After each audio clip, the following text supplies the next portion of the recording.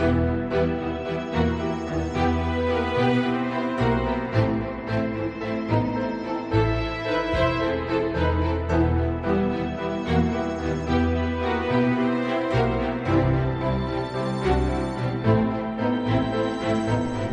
Busters, investigating the mystery, monsters, and madness of Arkham Horror, the card game.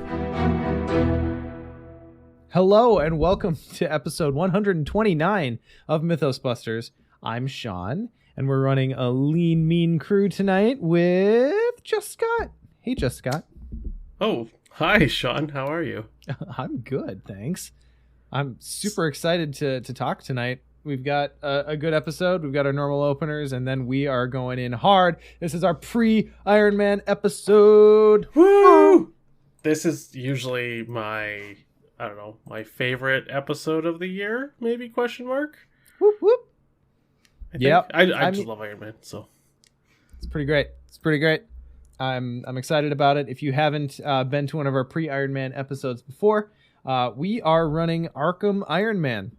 So obviously, unfortunately, not at a live BusterCon, but we are doing a virtual weekend starting... Well, okay, so here's the thing. The weekend technically starts on Wednesday, May 11th, if you'd like. Mm-hmm. So that is the night that we are all together for the first time in 2 years. And we're going to be setting up and testing our new live recording equipment on our Twitch channel. So it's going to be a very casual hang and drink and chat. In addition to tech setup. So if you feel like coming and having a drink with us, chatting a little bit of whatever, and telling us how horrible the sound is and that we need to fix it, we'd appreciate your attendance. So that's going to be on our Twitch channel, twitch.tv/mythosbusters on Wednesday, the 11th. If you're really into camera angles, that's the night to show up. They're going to be all Dutch. Yeah. Wait, what? Dutch angles. I don't understand. They're like diagonal angles. You use it for like some kind of it conveys like unease or distortion or unbalance. Anyway, I'm gonna go ahead and pretend that I know things about film. That all leads us to Saturday, May 14th, where we are going to be playing Arkham Iron Man: The Dream Eaters Edition. We're going to be starting our stream at 9 a.m. Central Time ish, assuming we have no technical issues. Which is a hell of a thing to assume. But we strong on the ish. Yes. Strong on the ish. But our plan is to get playing hopefully no later than 10 a.m. Central. And then we're going to play through the entire Dream Eater cycle, both sides A and B, in one stream. And we invite everyone who'd like to do the same. We've got a lot of teams out there. We've got a lot of signups. People got assigned today. It's gonna be a really good time. It's going to be a really good time. And I also probably want to throw out a quick thanks to Josh, who is our head cultist and Iron Man organizer. And next of kin notifier, I think is his office title. I believe so. Yeah, every year he's been like instrumental in getting people together in into groups who need it or whatnot. So it's been great. He's helping us out on the logistical side with communications and signups and team assignments and just kind of all the business stuff that we really appreciate.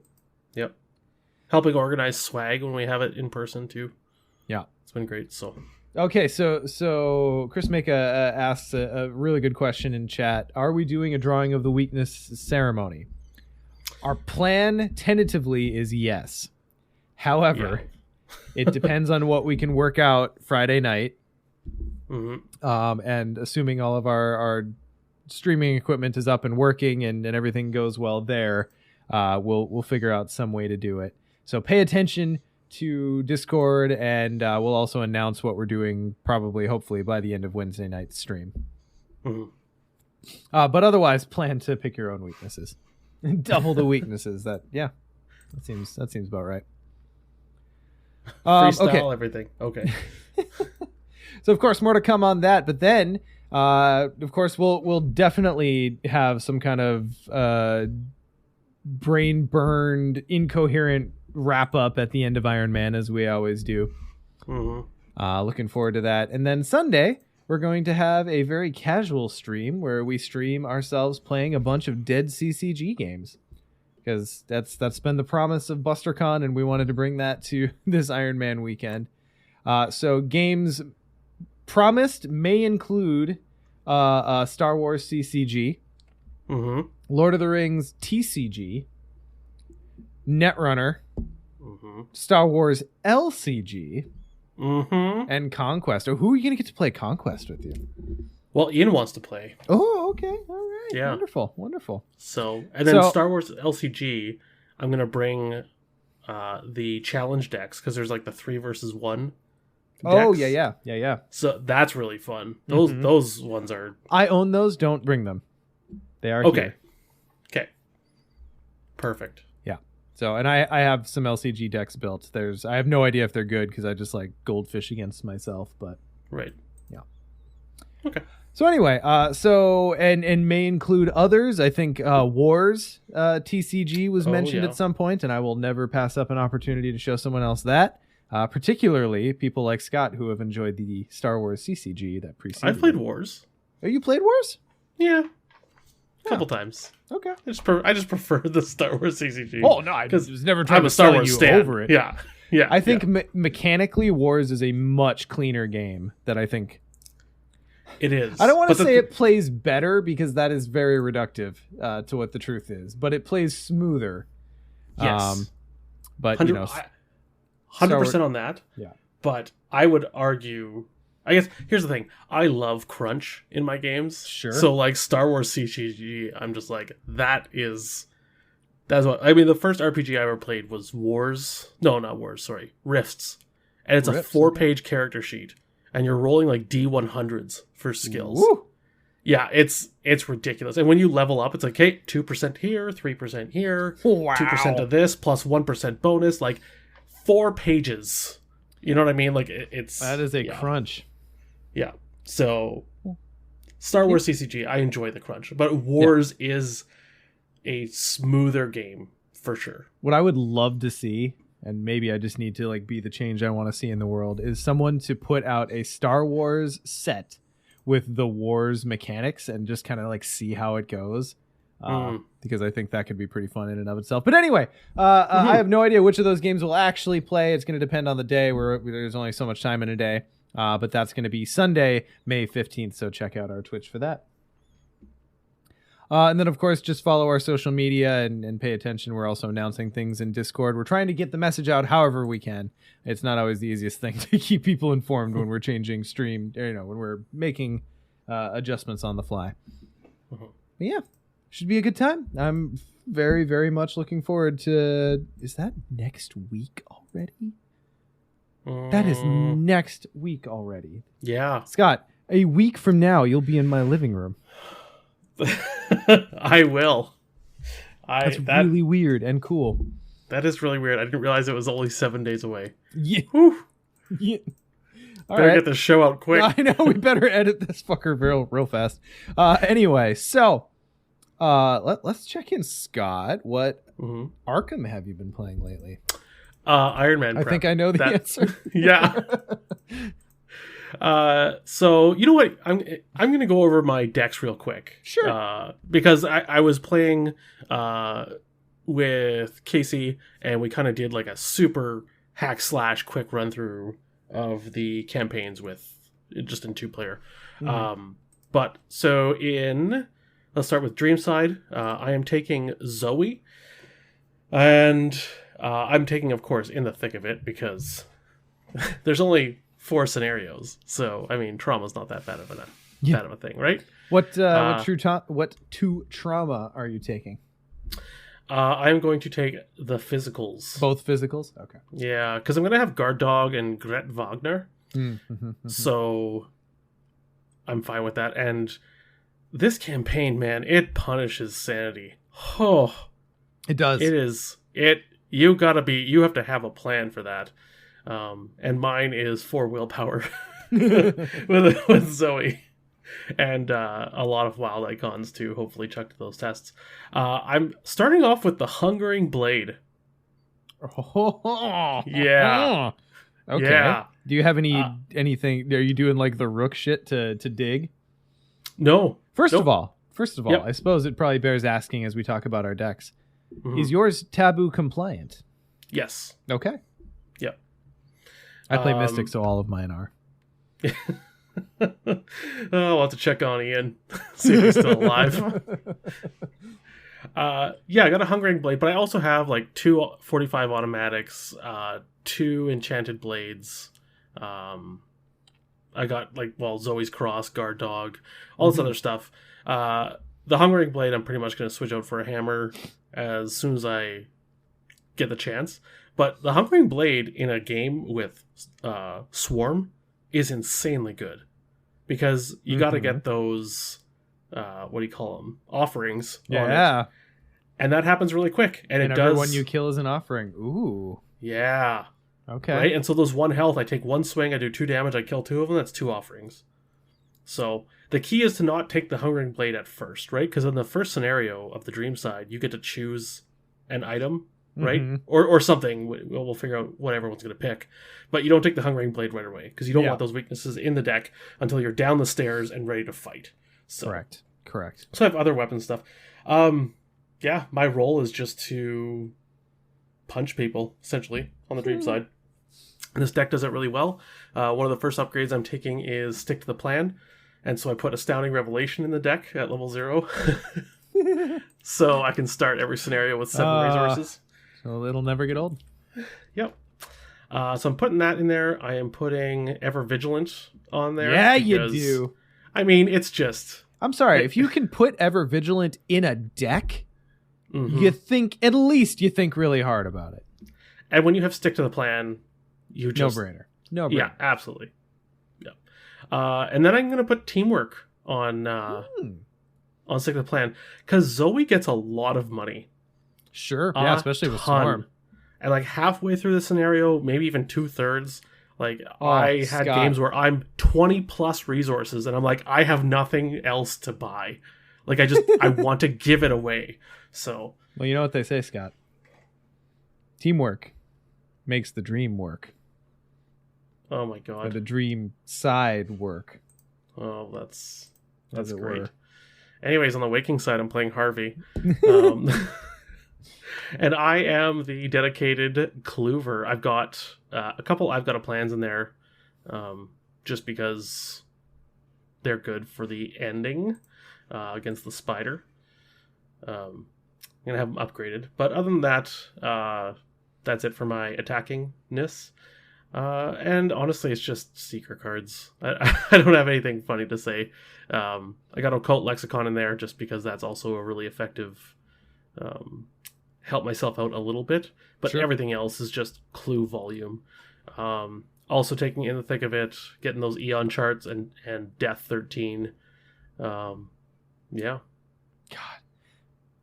Our speedrun campaign just reinforced to me how worth it In the Thick of It into Eon charts is for almost anyone who can take that. It's such a kick in the ass for your deck. Yeah, it is. Like if you don't have anything else in that accessory slot, like that is yeah. So I don't know if I'll actually go level 4 with them. Okay. Like level 1's okay. Level 1 is like really good. Yeah. Especially because in 4-player as Harvey, I'm going to be standing around and gathering lots of clues. I'm not going to be like moving a lot and getting clues. Well, you will be moving. Yes. But it's not like I'm bringing shortcut. I'm not moving that much, So. Hot take. Yeah. Yeah. Played through the campaign. It was easy peasy. So there you go. And we'll get to our strategy in a moment. I suppose for my part, I too have been doing my prep. So on the Dream side, I'm running an off Clover scrying support Gloria because it's been my dream to do that since she came out, and this is my literal first opportunity. So pretty standard. So I've got level 3 scrying, and I'm also rocking. I'm trying to think. A Foresight and On the Hunt is imperative for this side. We feel, and we'll talk about that later. Also taking First Watch because Gloria gets a bonus out of First Watch too. I debated on the upgraded version of the one that like everyone hates. Oh God, this is a rare occasion when I can't remember the threads. No, is it the threads?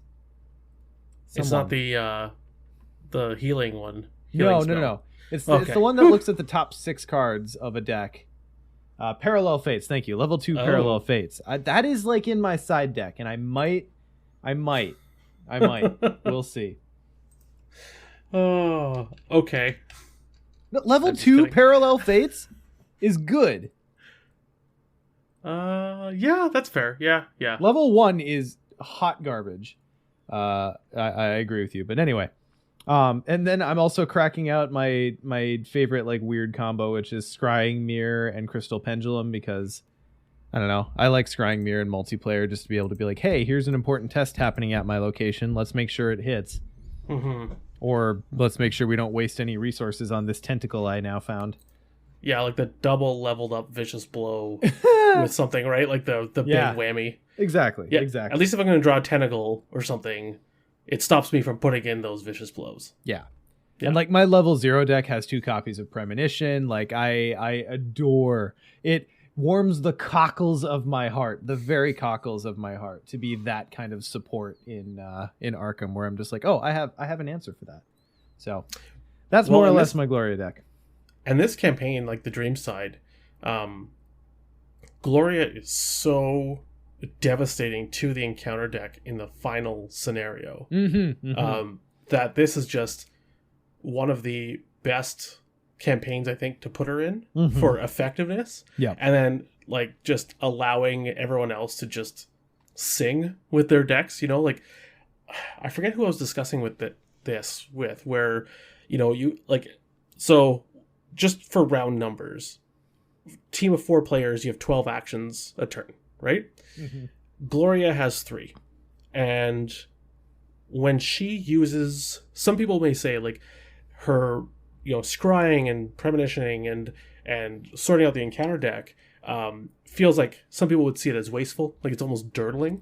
But I think what you lose in those 3 actions, you gain so much in those other 9 that those other 9 feel like 12 plus actions, especially when you know that you're giving an enemy to the enemy person, right? You're giving a willpower test to the mystic, and it's just when you can control that encounter deck so much that it kind of comes back to that idea of tempo, right? Like when the enemy killer doesn't have to walk over to the clover and then engage and then hit, like you just saved 2 actions, right? So that one action of her scrying the top of that deck may have saved the group 4 or 5 actions. So, and it happens a lot, and we've talked about it on the cast before, but I feel like people often undervalue, or just maybe don't ever discover the value, or at least the value of taking away the threat of the unknown from the encounter deck. Yes. Like, yeah, sure, if you know what's coming, you're still going to get hit by it, but knowing what's coming is so incredibly important. If you ever haven't played Alyssa Graham in True Solo, go do that and see how you feel about it, because knowing what's coming every turn, it makes the encounter deck into one of those like WoW bosses that broadcasts every hit it's going to do. So you just like go stand in that spot before it hits and you're fine. So I'm interested to see whether I'm bringing enough to kind of keep the encounter deck, I don't want to say completely under wraps, because I don't think that's possible with all the reshuffling that ends up happening, but I'll be interested to see how much I'm able to control it, and whether I need to end up adding more for 4-player, because I've yet to be able to play Gloria in 4-player, which makes me a little nervous, but I think my theory is sound. Well, and I think that the fact that myself and Nick on this side is playing Joe, I think. We're both bringing On the Hunt 2 copies because it's so great in the final scenario, but also that gives us a turn where we don't have to worry about a treachery that we can't deal with. Sure. And so that kind of pumps the brakes for a turn on Gloria. So, right, so you have a chance to go. I packed 2 copies of First Watch, so one of those turns where you have to recoup or play out some assets and you can't quite do a scrying thing, like my single event can take over for that one turn. It's not as effective as Gloria, but it still does the job. Right. And it just gives you like one turn of breathing room, and it's like, okay, Gloria, take the wheel. It's all yours again. So, yeah, it'll be good. And I'm packing. And Gloria can get clues. Like I'm packing clairvoyance. I'm packing rite of seeking. I am debating on a couple things with my deck, Scott, and we can talk about this as we go through. But I'm debating on In the Thick of It versus Arcane Research. To either get the burst or to get, because you end up getting more with the way this is built. You end up getting a lot more experience out of Arcane Research. Yeah, it's 6 versus no. Yeah, it's 4 versus 3. Because you don't you gain the experience after 1, 2. Yeah, no, it's so 6. Yeah, because you take it at creation. Yeah. So, I mean, I don't know. But the thing is you are restricted in what you can upgrade if you go with Arcane Research. You don't want to upgrade all your spells at once, because then you're just leaving XP on the table. So it complicates it slightly. Plus, look, I'm doing Guardian Gloria, and I really, really love it when I can play Ever Vigilant. I just love it when that card is in my deck that I'm playing. So, I don't know. I might In the Thick of It so I can have that in scenario 1. So here's a crazy idea. Por qué no los dos? Okay. No, I'm just kidding. No. Yeah. Start with 4 mental trauma. I mean, maybe. So you're packing Thermos, are you? Yeah. Yeah. So anyway, that's my Dream Side deck. And then for Web Side, Scott and I basically built the same deck on opposite sides of the universe. So you look at Swarm and you're like, who can take advantage of this? One of those is Zoe, and I would argue another one of those is Daniela. Especially for the 1 health Swarm enemies. You can just completely wipe them out when they attack you. So it's a very tanky deck. It's really taking advantage of the attack me, I dare you type things. It's very much that tank build. I'm basically planning to do a lot of move and engage, and that's my last action, because all my attacking can happen afterward. Right. I'm running Survival Knife to attack a big enemy if it attacks me in the enemy phase, and then I'm also dealing out damage with Daniela's ability. In 2-player, I definitely end up with not much to do. She's just devouring enemies. So one of my favorite things that I've done in my testing scenarios is that I ended up getting engaged with a Grey Weaver. A Grey Weaver hopped out, and this is at level 0. So I'm like, okay, I can handle that. So she hops over, pulls it off Gloria, and then during the enemy phase, it attacks her. She deals a damage back with her ability. She deals 2 damage back with Survival Knife, to which I committed Vicious Blow to do 4, and then I put a damage on Fire or Guard Dog, so just it attacked me and I wiped out a Grey Weaver. It was so cool. Amazing. Yeah, so really looking forward to that. In particular, because Nick is being a pocket healer for me, which just makes me so happy that that's happening. And in any other context, I probably would have been the healer in this dynamic, because that's just where I'm at. But Nick really likes Carolyn, so I picked a tank for his healer. So yeah, gonna be really fun. Looking forward to it. Yeah. Super quick, I'm just gonna glance over our compatriots' other decks, just so people have some context too. So Dreamside, Ian's playing Monterey, and that is going to be primary Clover, and Nick is playing Joe, half and half, as Joe does, obviously. So we have Monterey, primary Clover, Zoe, primary Killer, Joe, half and half, and then Gloria making everyone else more effective, and then also grabbing clues too. Because the Dream side is not as enemy heavy as the Waking side. So we can, between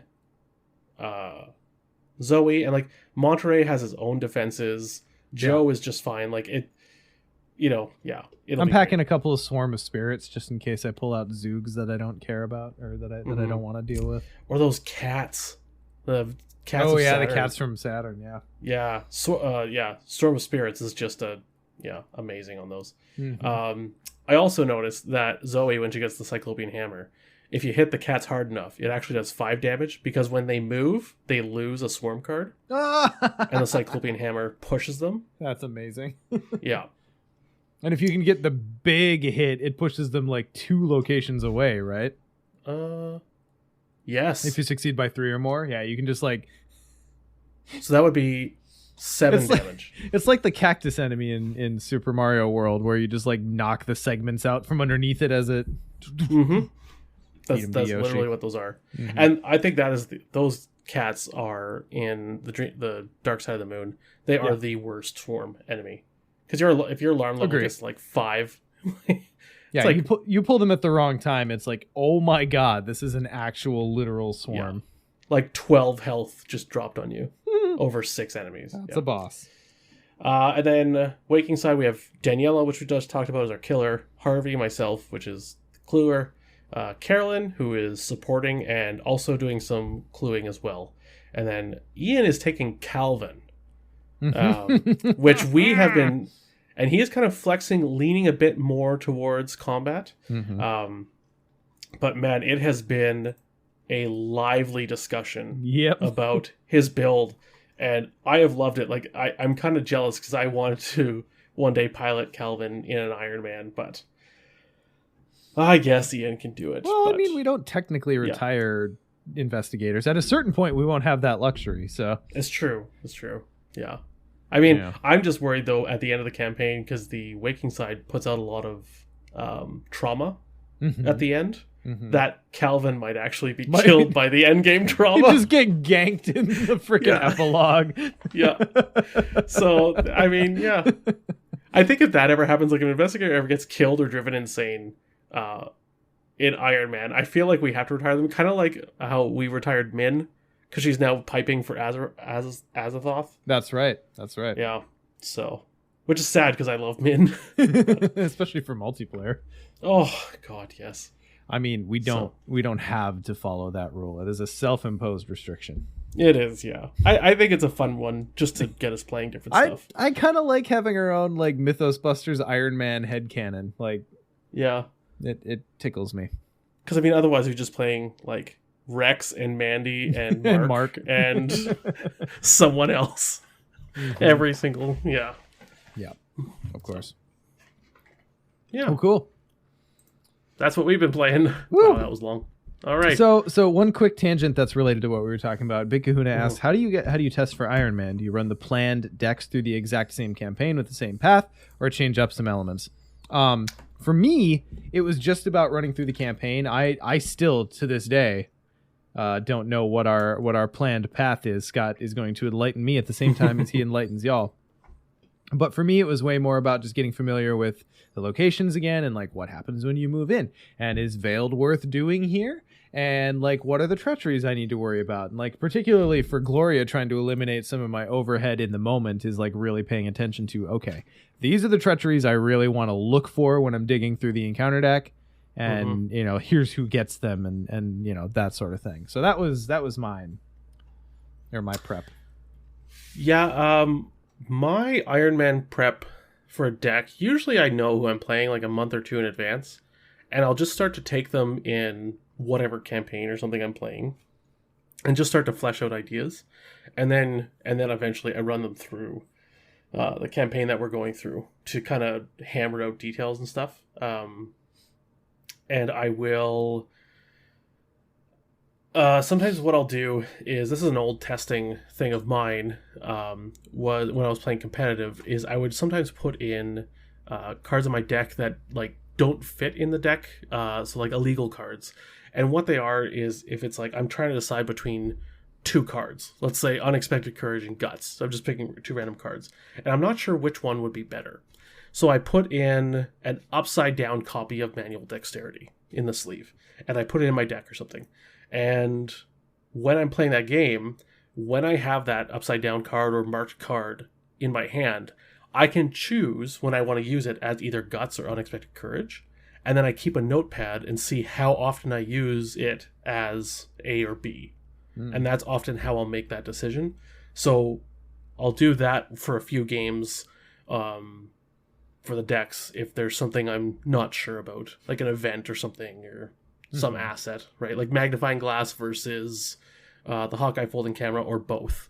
So, yeah. Excellent. Yeah, that's a cool technique. I did that a lot with Lord of the Rings when I was trying to hone a deck to a scenario. Mm-hmm. Yeah, like, what do I wish I had at this exact moment? What would be the best card to have in my hand? And then write it down. Do I have a preferred list of treacheries to talk? No, I'm not that organized. I work on a very gut feel type operation over here. There are treacheries, basically like any of the willpower tests I plan to tank because I'm going to be coming in at like 6-7 willpower. So like I'll just like line those up for myself. I feel like it varies by set, but there are certain ones where I'm trying to think of a good example here. I hate the webs one where you just like can't move. That one's gross, and that one can really mess up plans. So that one is one I'm like not necessarily gonna cancel or tuck, but like be very deliberate about where it gets placed. I don't know. Sickening webs? Yeah, that's the one. Yeah. Because if that gets stuck with the wrong people, it's pretty hard to get it off. Yeah. On Nick every time. Yep. All right, cool. Good. Well, let's take a quick break here. Let's just get caught up with our patrons as we do. Oh, no, I'm sorry, not patron. Let's do voicemail stuff. Because Big Kahuna's got a voicemail for us. Yay! So let's take a quick break from Dream Eaters for this very special voicemail from Big Kahuna. It will be divisive. This is Civil War for the Mythos Busters. Oh boy. I'm excited. Hey Busters, Big Kahuna here. A hot take has been kicking around my head for a little while, and I wanted to get your thoughts about it, though I anticipate it not being particularly popular with you. I recognize that I might be a bit biased here, being a Seeker main, but here it goes. I think we need to change how we think about traditional investigating. What I mean by this is, by my count, there are 28 cards that discover clues without succeeding on a test, 3 cards that discover clues by succeeding on a non-investigation test, and 6 cards that investigate without using intellect. These counts do not include multiple experience levels of cards. Soon, traditional investigating could shrink in value considerably. I think we need some type of elite keyword for investigating to be deployed sparingly that would prevent most, but not all, clue-grabbing tricks from being used in the same way, that some enemies are protected from some cards affected by the elite keyword. I know that printed investigation actions on locations would accomplish this, but episode 18, Faulty by Nature, should let us all know at least Sean's opinion on that design choice. As a Seeker main, I honestly never had a problem with it, but I understood why people did. I know this is a bit of a spicy take, so feel free to let me have it. I am not going to let you have it because I think that's a very interesting take. It is spicy, but I think it's a very valid observation of a core element of the game changing as the game gets so large. Yeah, and I see Phylon dropped Exhibit 1 in my argument. Yeah. Clues cannot be discovered from the black core except as a result of successful investigation. And yeah, like I see that, and that's kind of what I think of. Yeah, like if you want to distill a keyword down to that, I would be okay with it. Yeah. Too bad we already used the word shroud. Like shrouded, right? Would be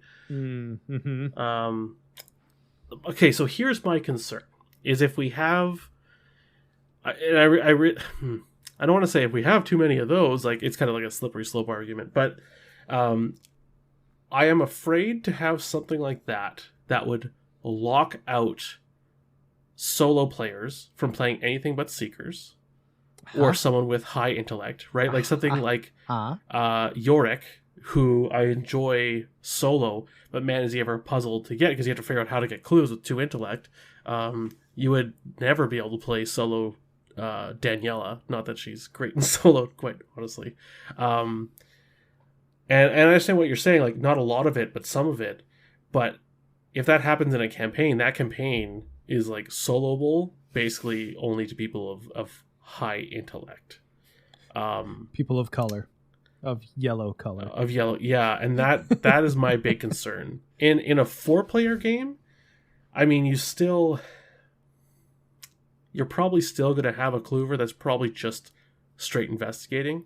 Although I know more and more people are, mystics are taking that investigator role because you can. Like, there's so many spells and assets and events that allow a mystic to hoover up clues just as good as a seeker nowadays. But that would just absolutely break them. Much as the way that Where Doom Awaits broke Sean. So I love how infamous that remains. I need to go back and listen to that. I can't remember how actually salty I was. It was probably pretty intense given that it lives on. You're pretty pissed. So I love the idea. I'm just, man, the implementation would be really tricky. It's a razor wire to walk, I think, because it like I can't figure out how you do that without just like gatekeeping clue acquisition.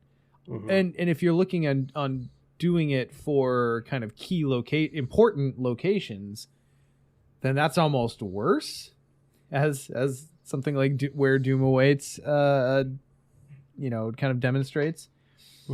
I don't mind like Carcosa did, where we make intellect important, because that's the thing that all campaigns do. But what I think the game has done a good job of getting away from is being it is more about what abilities does my investigator have inherently, and what abilities am I bringing with in my deck to supplement those, versus what stat can I get to. So like if you in any way make investigating purely about hitting an honest separate action investigate test, you're locking out a lot of different tricks. Which I don't know. I think at the end of the day, ultimately just makes it so that there are fewer viable decks that can overcome that particular challenge, which in my personal opinion is not necessarily the way I'd like to see the game go. But things like the Moon's Core, I think are perfectly acceptable, where it specifically says, hey, this is an important location. Clues cannot be discovered except as the result of a successful investigation. That still includes all of the cards that have an investigate action, but give you some cool thing to augment it with. It works with your rights of seeking and your lock picks and like all of the normal things that you would bring in your deck to get clues. But it is going to lock out cheesy stuff like Drawn to the Flame or Working a Hunch, or some of the things where you can just like cheese past certain things. So I don't know. I don't mind the idea, but I don't know how it would get developed without just being a gate for people who don't have high will or high intellect, because not everyone can get high intellect. And I think Scott, to your point, talking about figuring out solo Yorick, part of the fun of figuring out a weird version of an investigator like Yorick that needs to get clues is figuring out what weird tools are available. Yeah, like what weird clue jank, and how can I make that effective? Like, Scene of the Crime is great for Yorick, but do I need to save it for a 2-clue location? But I'm playing solo, so even just 1 clue is fine. But that's only 2 cards in my deck, and that gives me a total of 2 clues. Yeah. So I need like 8 more cards of clue getting, because I'm certainly not investigating. Yeah. Yeah, that's my concern. Go ahead. You go. I would just say that my reciprocal take is that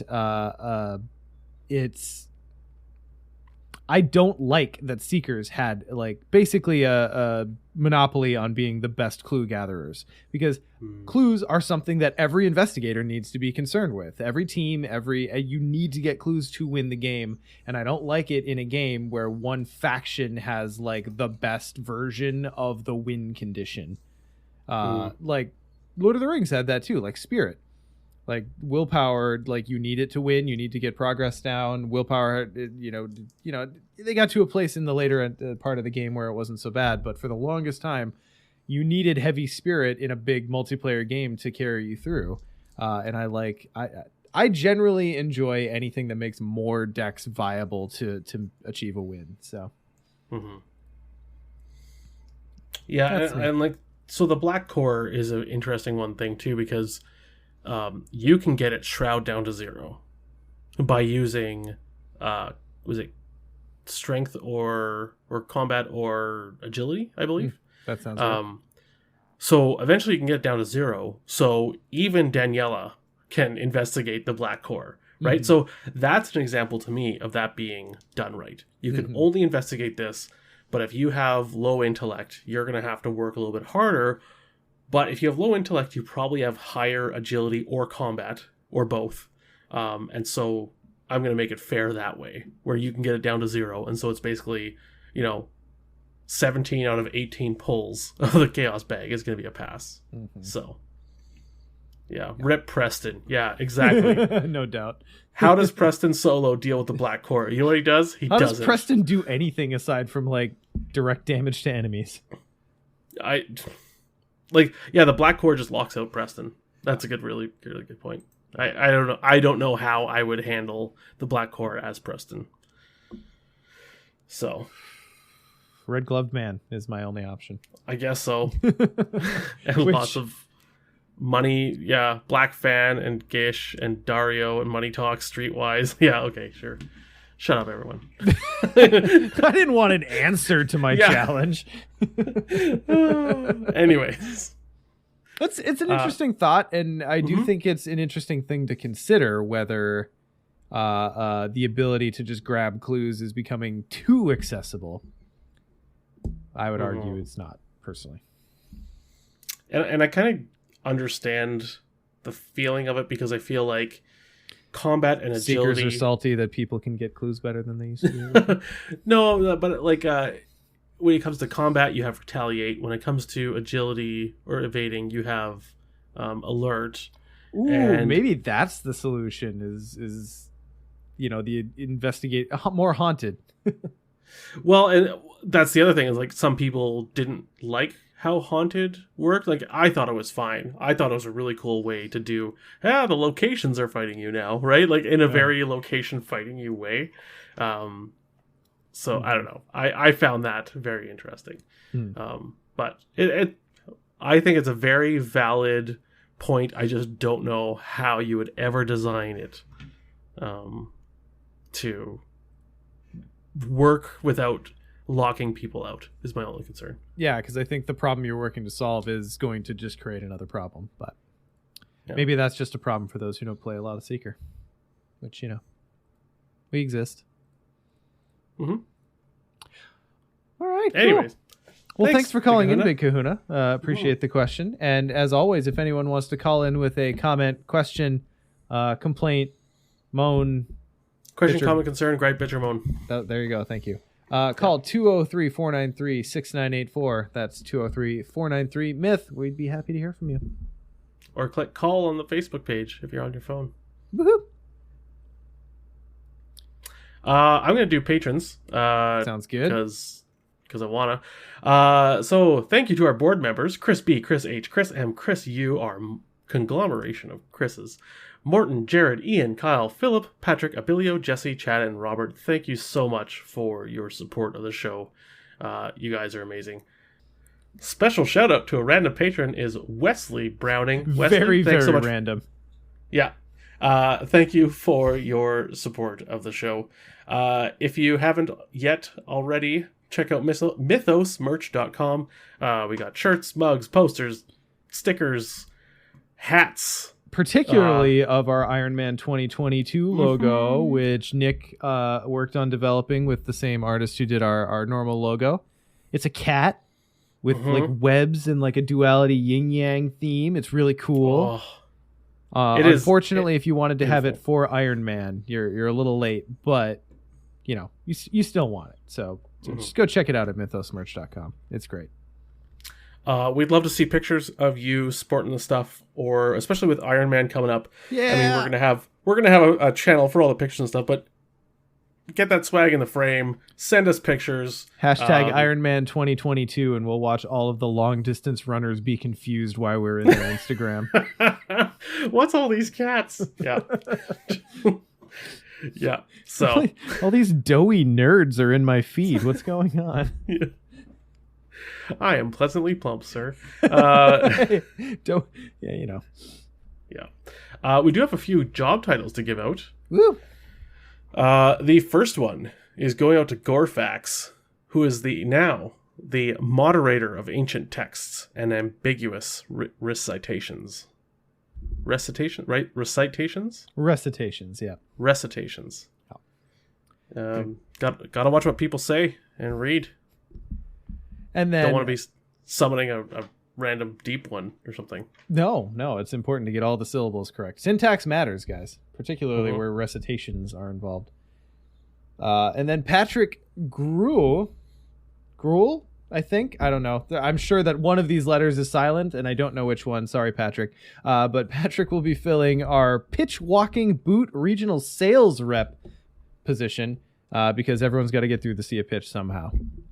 Speaking of Ironman swag, contact Patrick if you need your pitch walking boots. They're kind of like a snowshoe, but for the sea of pitch. They're like pitch shoes. Yeah. Mm-hmm. Bless you. And then Cole Huston, he's the transcriber of night terrors and apocalyptic visions. Going through this campaign, I mean, there's been a lot of people with night terrors and apocalyptic visions, and we just want to keep them all ordered and recorded, just, in case there's a pattern showing. Or a lawsuit. Yeah. Litigious That purposes only. Yeah. So Gorfax, Patrick, and Cole, thanks so much for your support. And welcome to the offices. Yeah. All right. Wonderful. So a little bit of light news. We're not going to really cover it because there's not a whole lot to cover, but I will point everyone who hasn't seen it yet out to FFG's social media, where they have been posting basically Arkham. I think dossier is the correct term of a bunch of different characters. They appear to be connected to the Order of the Keys, or is it the Order of the Keys? I don't know. I'm really bad at Arkham lore, but it's the Red Gloved Man is a member of it, and it's like a bunch of people with red stuff, and it's like fun secret agent code about these different characters. I don't know. It seems like some might be allies, some might be enemies. I don't know what's going on. It's all really cool. We have no confirmation of this, but I assume this is teaser stuff for the next campaign, and I am uber excited about it. Flock of Keys is probably the right one. And I read on all my clothes. I paid attention for the first couple, but then they got really vague and into the lore. A lot of people are going deep into the lore of it, and I just don't know the lore, so I'm just kind of completely ignoring it until I assume when this social campaign or advertising campaign ends.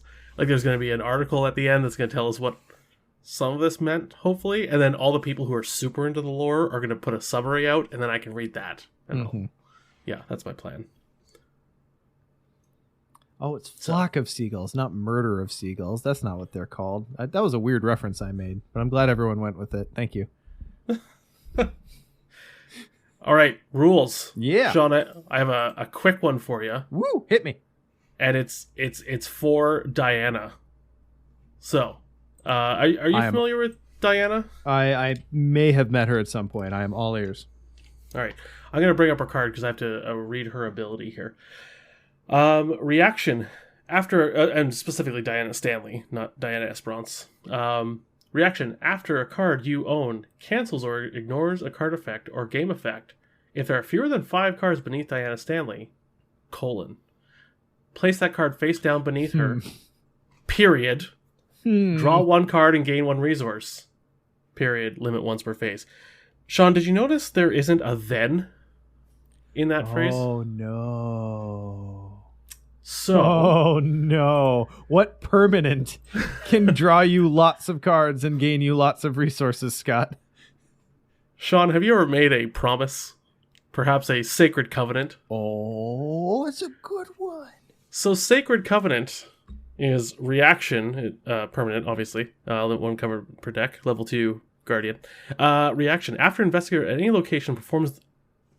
Any investigator at any location performs the reveal chaos token step, the skill test, exhaust Sacred Covenant, return any number of blessed tokens revealed during this test to the chaos bag, ignoring their modifiers for this test.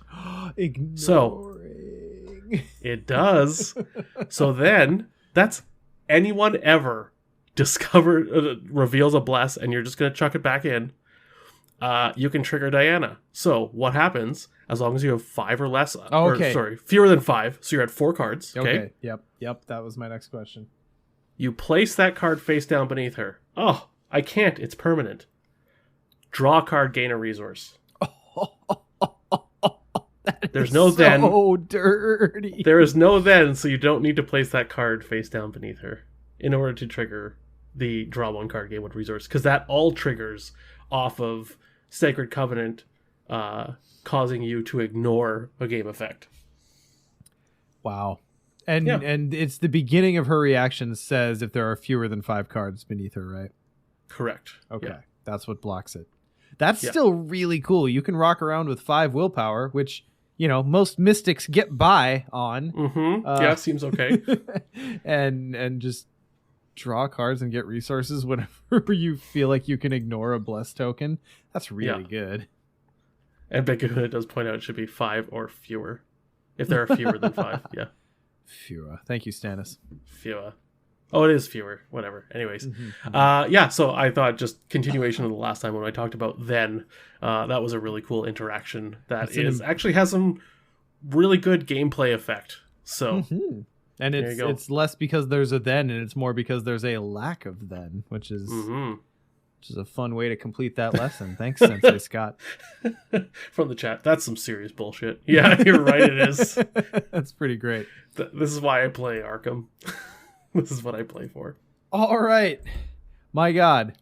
An hour and 10 minutes in, or we're probably 50 minutes once we get edited. We are to our our main topic. It's the final topic. Scott, we're playing Dream Eaters in a week and a half. We are. How?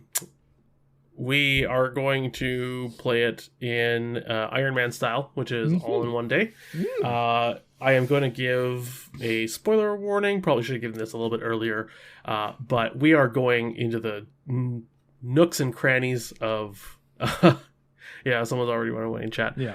Nooks and crannies of the Dream Eaters. If you haven't played through, there is nothing sacred here. We are just... Yeah. And we're also going to talk about some janky stuff, too. Because this, to me, we did have a stream with MJ where we were talking about speedrunning. And to me, that's what Ironman is, right? We are speedrunning, and... It's an all-bosses speedrun.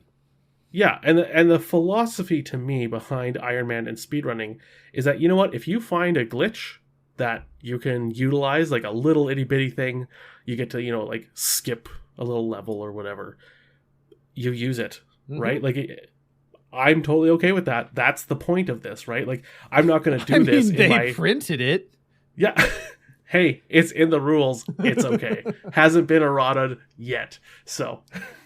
Yeah. Yeah, so that's my philosophy on it. It's not how I play most of my Arkham games. But Iron Man is just not pulling punches, right? That's the thing is we've talked about difficulty in Iron Man a few times because it's like, well, we play this campaign 6 times before we play it at Iron Man. Should we go on hard? Like what, blah, blah, blah, blah, blah. But we've always been like Iron Man, first of all, finishing is winning, as always.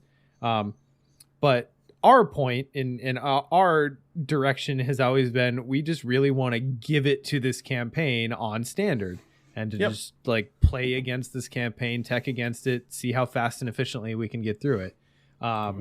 We've had moments of strife, as anyone does in Arkham, but I feel like by the time we hit Iron Man, our our strategy tends to work pretty well. We tend to exceed our expectations and just do really well. So yeah, it's a speed run. And Mako mentions in chat that he doesn't even use taboo on Ironman. He wants to get every advantage he can get. Hell yeah. We've switched to using taboo ourselves, but I don't begrudge anyone for not doing taboo. No, that's a pre-patched version, right? And the patch was optional. Yeah, it is. So there you go. A lot of video game references.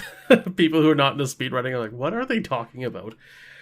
Sean's meltdown in Greater Good last time comes to mind. Okay, look, I got ganked by the game in Greater Good. That was my first defeat in Iron Man.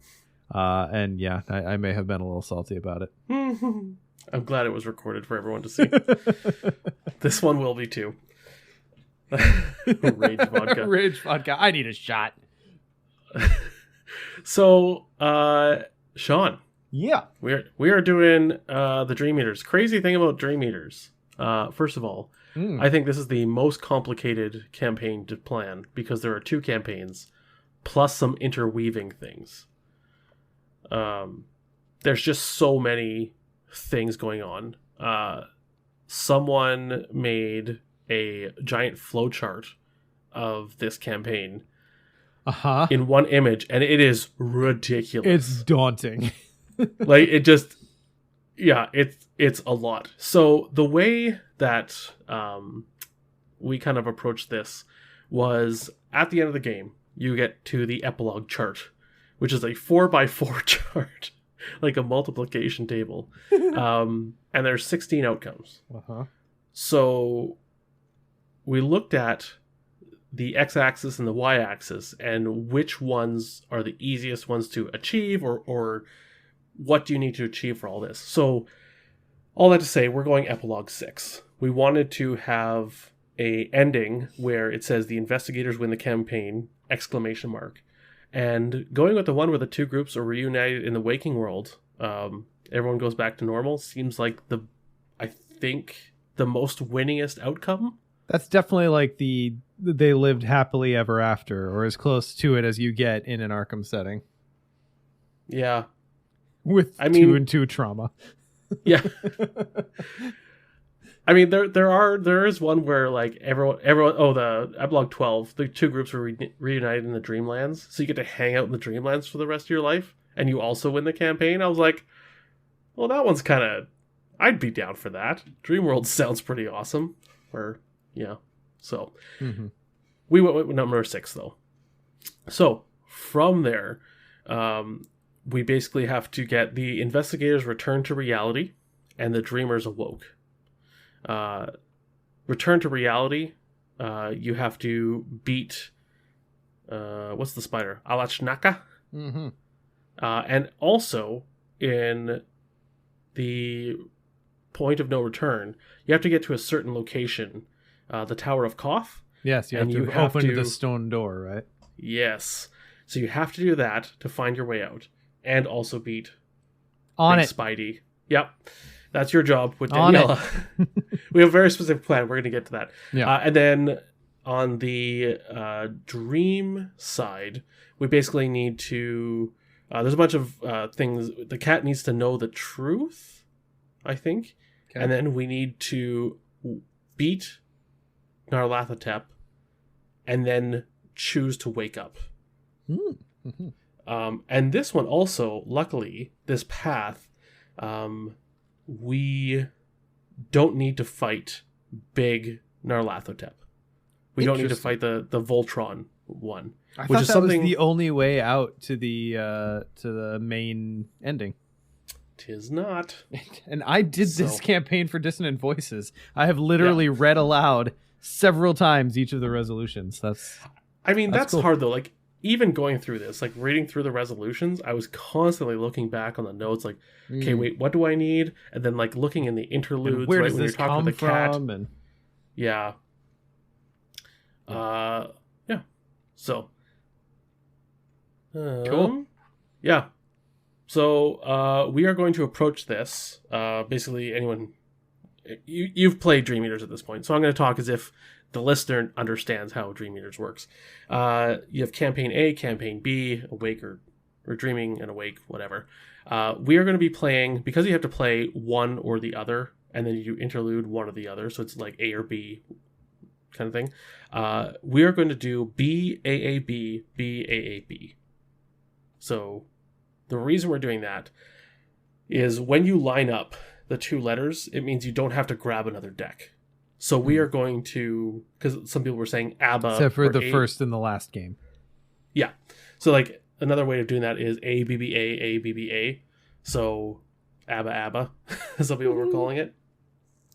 The reason, like, and it really doesn't matter. You could do AB, AB, AB, AB all the way through. It's just for time-saving measures. You're reducing the amount of times you're switching decks and switching roles. And the reason we're doing BAAB is just so we can take on Nyarlathotep as the 7th scenario and not the 8th. Just because that scenario is a brain burner. And so any way that we can bring that closer to the freshness of the beginning of the day. Never mind the difficulty of the game. Part of the meta difficulty of Ironman is simply keeping your head on straight and being able to coherently look at your cards and discern what it is you should be doing with them. And to not talk about Nyarlathotep. Yes, that's important. While he's in your hand. Yeah. So I think we're going to have to also discuss what that means. Because there was a stream or an episode we were doing where Maxine chimed in the chat saying, like, you can talk about you can say Nyarlathotep if you're reading text or whatever while you this have isn't it in your hostile. hand.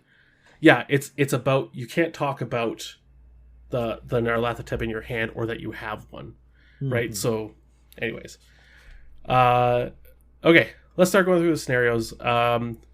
First thing we're going to do is we are going to play 1B, which is, God, now I'm going to remember all the names of them. Waking Nightmare.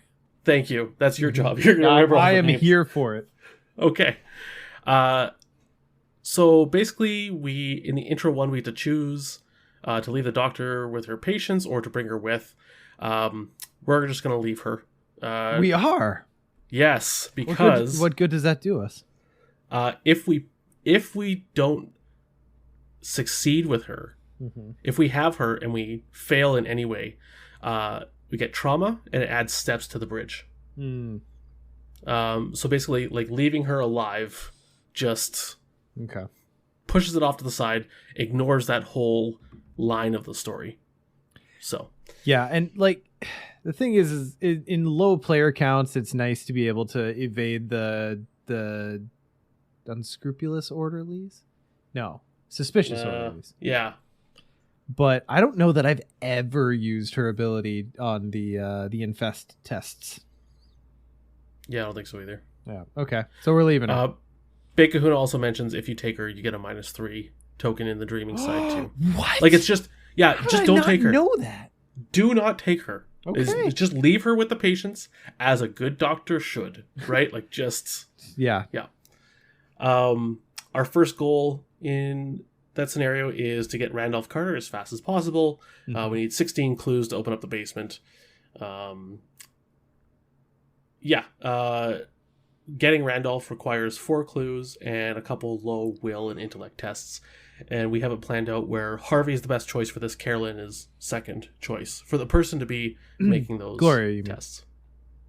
It should be Gloria. Carolyn. No, this is Carolyn's. Oh no, you're right. You're side. waking side. Yeah, You're yeah. waking side. I'm sorry. Second goal is to clear the stairs of infestation before it spreads. If you can clear it on the stairs and use that as a choke point, it can't get to the basement. And that's really important. You save yourself so many actions if you can contain it there. Yeah. At the end of the day, R3 is the goal. So that is not taking the doctor and succeeding at the scenario. So clearing out all the infestation gets us R3. It avoids trauma and steps on the bridge. And when I say trauma from like dying. Yeah. So yeah. If victory is impossible, we just push for the resign. So you just need to clear off the resign location. It avoids trauma from dying and stuff. It does add steps to the bridge for every still infested location. Sure. steps on the bridge are basically, in the final scenario, it adds doom to a location. And it's, if you have 0 to 2 steps, you add 0 doom. 3 to 5 is 1. 6 to 8 is 2. 9 to 11 is 3. 12 or more is 4 doom. And that doom doesn't clear when the agenda flips. So it stays on the location. So doubly bad. Yeah, so and there's 3 agendas in the last scenario. So each of those dooms, each doom we get is stealing 3 rounds from us, essentially. Mm-hmm. So we want to avoid steps at all possible. Pretty much the scenario, I mean, it's straightforward. We've all played it a million times. I think the biggest thing that we're going to need to remember is the infestation test. Yes. Oh my god. I forget it so often. I think we're going to have to, like, you know what? Carolyn, Nick, your job is to hold the infestation bag. And just hold it. Or every turn, remind us. Or it's going to be the thing where, like, anyone who's watching the stream and is able to chat is going to catch it and be like, "Infest! You guys forgot it for the 6th time." Yeah. So, straightforward scenario. It goes really quick, and it hops on the action really quick. It's okay if we don't do fantastic. Like, we can have a couple steps on the bridge. It is what it is. It would be great to like win it, but yeah. Okay. On to 1A, which is something dreaming steps. Mm-hmm. Oh, along the steps of slumber. Thank you, Sean. No, is that right? This is your whole job. Beyond the gates of sleep. Beyond the gates of sleep. Okay. You had one job, Sean. And I picked the location. So strategy for this one, figure out what the first card you're going to pull out of your deck is, because you get a free card into play. Obviously, that's individual choice. The goal here is to get R2. So first, you need to get the Enchanted Path as quick as possible. You have to clear out Nash and Kamantha. Mm-hmm. So you can either pass some really high... is it willpower and intellect tests, or you can just kick the shit out of them. Yeah. Whichever one's fastest. It is all just story text. It doesn't matter. Whatever you do, just do it. I mean, I feel... Okay, so let me ask you this. I've always just gone for the test because in like 2-player, hitting a 4 test, someone can generally do it. But in 4-player, when that test is a 6, is it just going to be easier to make sure that our killers take weapons and just like beat up on the priests and get us through? I mean, if I have Zoe, if I take the 45 and I draw a vicious blow, engage, shoot, done. Yeah. At what? It's like a 2 combat or 3 combat. Like they're not difficult. Small enemies. Yeah. So I think it's going to be look at what everyone's planning to take as their first item or event or whatever they choose for that card. Mm-hmm. See what the opening hands are and decide from there. Sure. So, once we're on the path, we are not going to stray from the path. Just kidding. That's terrible. We're going to actually navigate into the woods and just grab as many clues as we can. If someone has a level 1 shortcut, because In the Thick of It exists on the Enchanted Path, would be a great place to have it. Yeah. It won't be me, unfortunately. No. I think Carolyn? No, Carolyn's not in this one. Yep. Monterey could take it. I think Joe could take it too. Yeah. So, anyways, yellow. Nice option to have. But R2 is our goal. We're going to parlay with the Zoogs, because that opens up options in the pretext for Search for Kadath, so we can get some evidence. And some extra XP, baby. Yeah. Gonna get that moon priest good and drunk. Wow. Yeah. Moon piece. So Big Kahuna mentions too, Pocket Telescope. This is a fantastic tool for this scenario, because you can look at the woods locations before going in there, especially for the Clover to not walk in on the Gug. Oh my god, dude! No, it's not. It's gonna be me. It doesn't matter, because I am a truffle pig for that fucking Gug. let me tell you, every time I play this campaign, I'm like, surely the first or second location I go into is not going to be the stone circle, and it always is. So I got you. But, pocket telescopes for good measure. Yeah. So then we hit the interlude. Black Cat 1 leads to Black Cat 2. We're going to choose the Black Cat shares knowledge of the Dreamlands. So the Black Cat doesn't go to either side. Doesn't affect either. It just shares the information, but it has no mechanical change. And then you go to Black Cat 3. And then we share knowledge of the Dreamland. Because the knowledge of the Dreamland was shared, the Black Cat now has a hunch. Yeah. And the progression is has a hunch, is searching for the truth, knows the truth. Yeah. So we want that progression. Okay, so then we would go on to the search for Kadath. This intro is incredibly long, but basically intro 1, intro 4, intro 5, intro 8, intro 9, intro 10 setup. So what happens is we show up, get the priest drunk, break in the temple, we get 2 experience and 2 evidence. Is the outcome of that. We go to Kadath and just act like rock stars. Yeah. Yo, man, let's get into the temple in it. Starts snorting rails off cattails, yeah. Bruv. Oh my god. That's what they say, right? The British people. Yeah. So, the main goal here is to get R1 or resign. We're probably going to resign. Like, I have twice, cleared out every sign. So the key here is we want evidence that turns into we want signs of the gods, which turns into evidence of Kadath. Either way, I'm just going to call it evidence, I think. Anyways, what we want a total of 12 evidence by the time we hit the final scenario on the dream side, where the gods dwell. Because there's a location that starts off with 12 clues, and you take away 1 clue for each evidence you have. Mm-hmm. And when that location is cleared, you may advance the act. So being every able evidence to pop that fast is key. So you get 2 evidence here from the intro. You get 3 evidence if you succeed at the moon one, Dark Side of the Moon. Is that the scenario? God, Correct. I'm terrible. Okay. Dark Side of the Moon is after Search for Kadath. Yeah. So you can get 3 evidence there. So all we need is 7 from this scenario. We have a spreadsheet of all the locations, of which ones have signs, and also which locations you should not flip. Hell yeah. One of them's Ulthar. Yeah, the first location. Do not flip there. Yeah. Because you will die, is what happens at the end of the campaign. So don't flip the first one. It is a trap.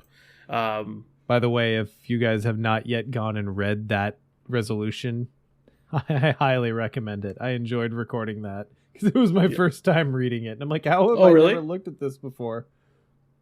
Yeah. That was awesome. Brandon on Optimal Play, he got that resolution, and Maxine was in the chat. Oh my god, that's great. When he got to read it, so.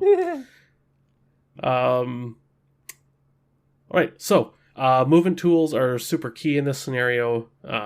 Not level 1 shortcut though, because it just goes away a lot. Normal shortcut's pretty good. The order in what I think is best is actually the printed order. Oriab, Manar, Forbidden Lands, Timeless Realm. The reason is Timeless Realm can be just an absolute time sink. Yeah. Yes, it gives you a bit more evidence, but man, the speed at which you can grab an evidence or 2 from Oriab is lightning fast. And since we only need a maximum of 7, sometimes we just don't grab all the evidence on an island. Like, if it's going to cause us to waste a round or 2 for a single evidence, let's just move to the next island and grab one there. Like, Timeless Realm has an evidence right off the start. So we always know we can do that in a single round. So if we have 2 or 3 Doom left, Timeless Realm, grab the evidence, resign. It's pretty great.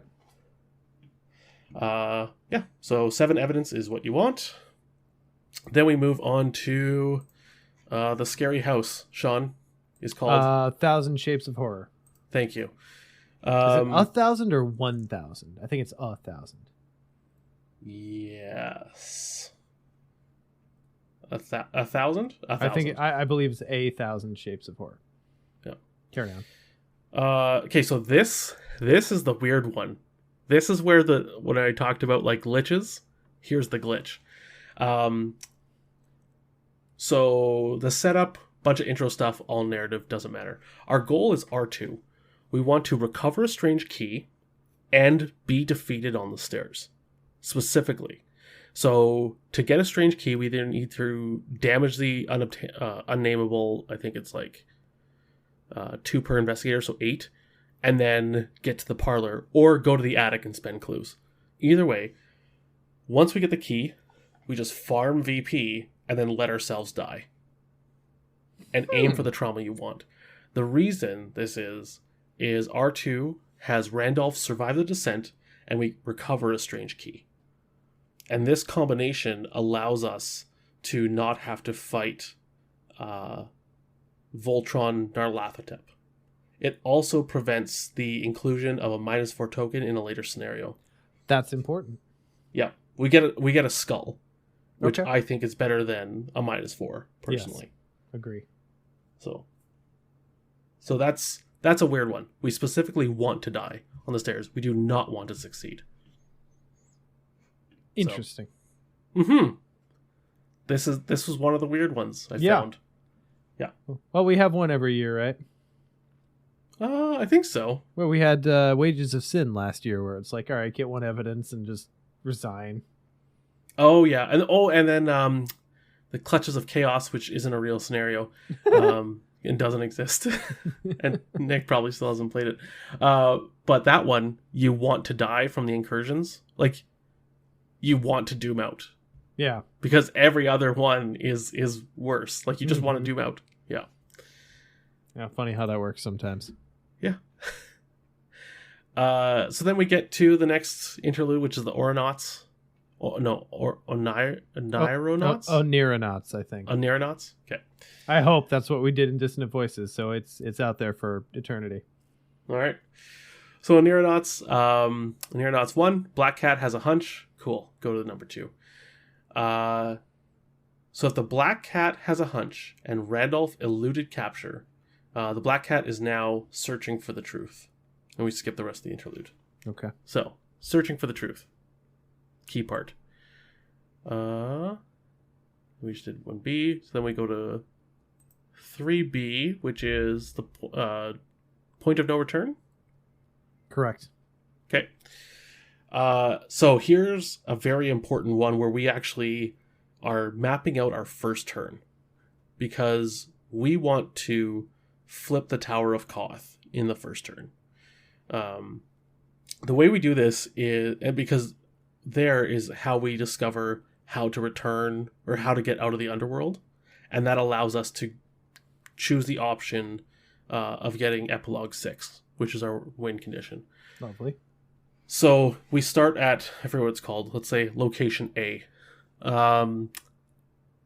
We then have Calvin, so starting location is connected to City of Gugs, which is then connected to the Tower of Koth. Tower of Koth is where we need to be. You are playing Daniela, and it's a 5 combat test. Hell yeah. You just got to pass it once, but hopefully you can do it in the first turn or be positioned so next turn you've drawn a card and you have the icons or whatever.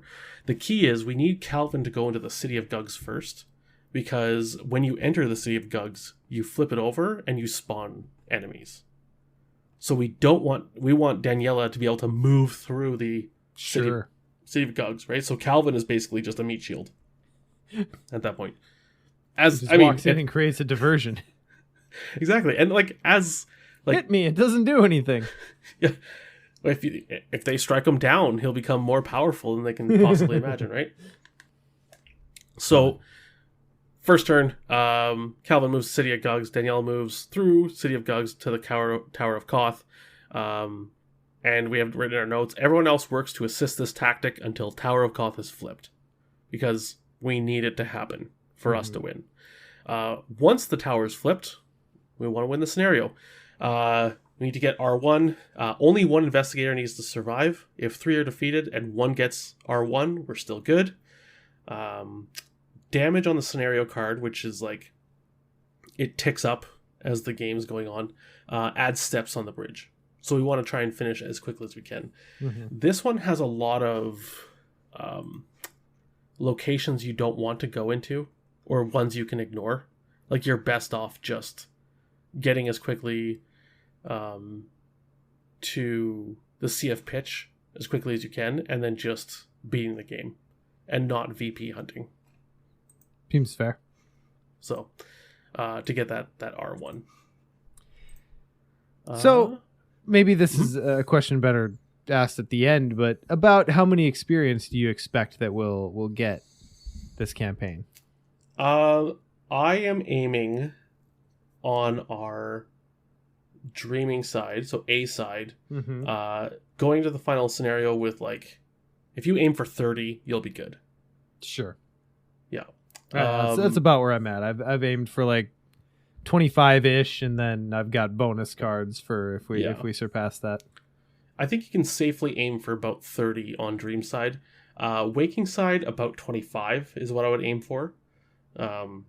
With some side cards maybe up to 30. It's a little more stingy on VP, and also there's some scenarios where, like this one, where we're gonna have to maybe skip a VP or two in order to get the R1 and just, win rather than get more XP and die. So makes sense. Yeah. Then we move on to the dark side of the moon, which is just a super race. And so setup doesn't matter. It's all narrative. Gameplay, our goal is to get R1, and the note we have written is just play the scenario. Just do the things. Just there's no secrets to this scenario. Just jump through all the hoops you need to go through. Worst case scenario, we get taken to the place instead of sailing there. Lead investigator gains the false awakening weakness, which is just a pain in the ass. But if we R1, we also get that +3 evidence of Kadath. So that's what we're going for. All right. Super boring, but that's what it is.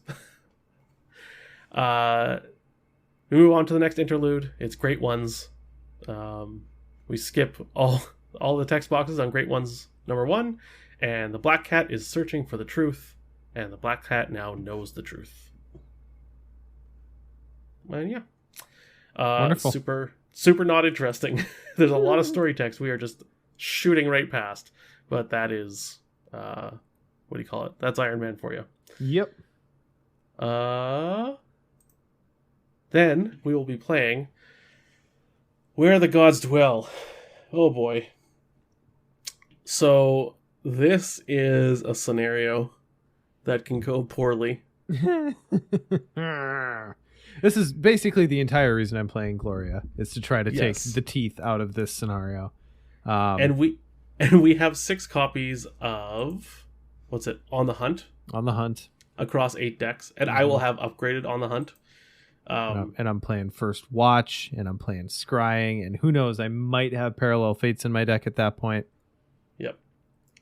Like, a lot of the reasons we chose the investigators we did and the cards we did was for this scenario that we could have On the Hunt. Because On the Hunt is just unbelievable in this game, in this one.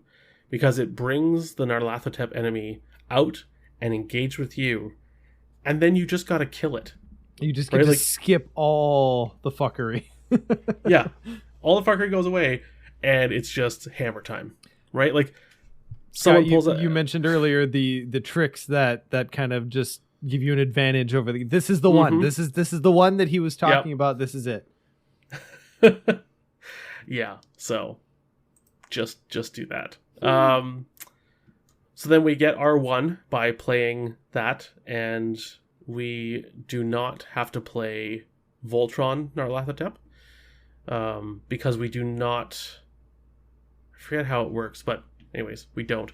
And then we have to choose what we want to do, and it's like, stay in the Dreamlands or wake up, and we just choose wake up. And then we're good. Our notes for the scenario, just play the scenario really well. And is our fast. notes. Yes. Yeah, God, and fast. Mm-hmm. The priest that shall not be described, or shouldn't be described, or whatever.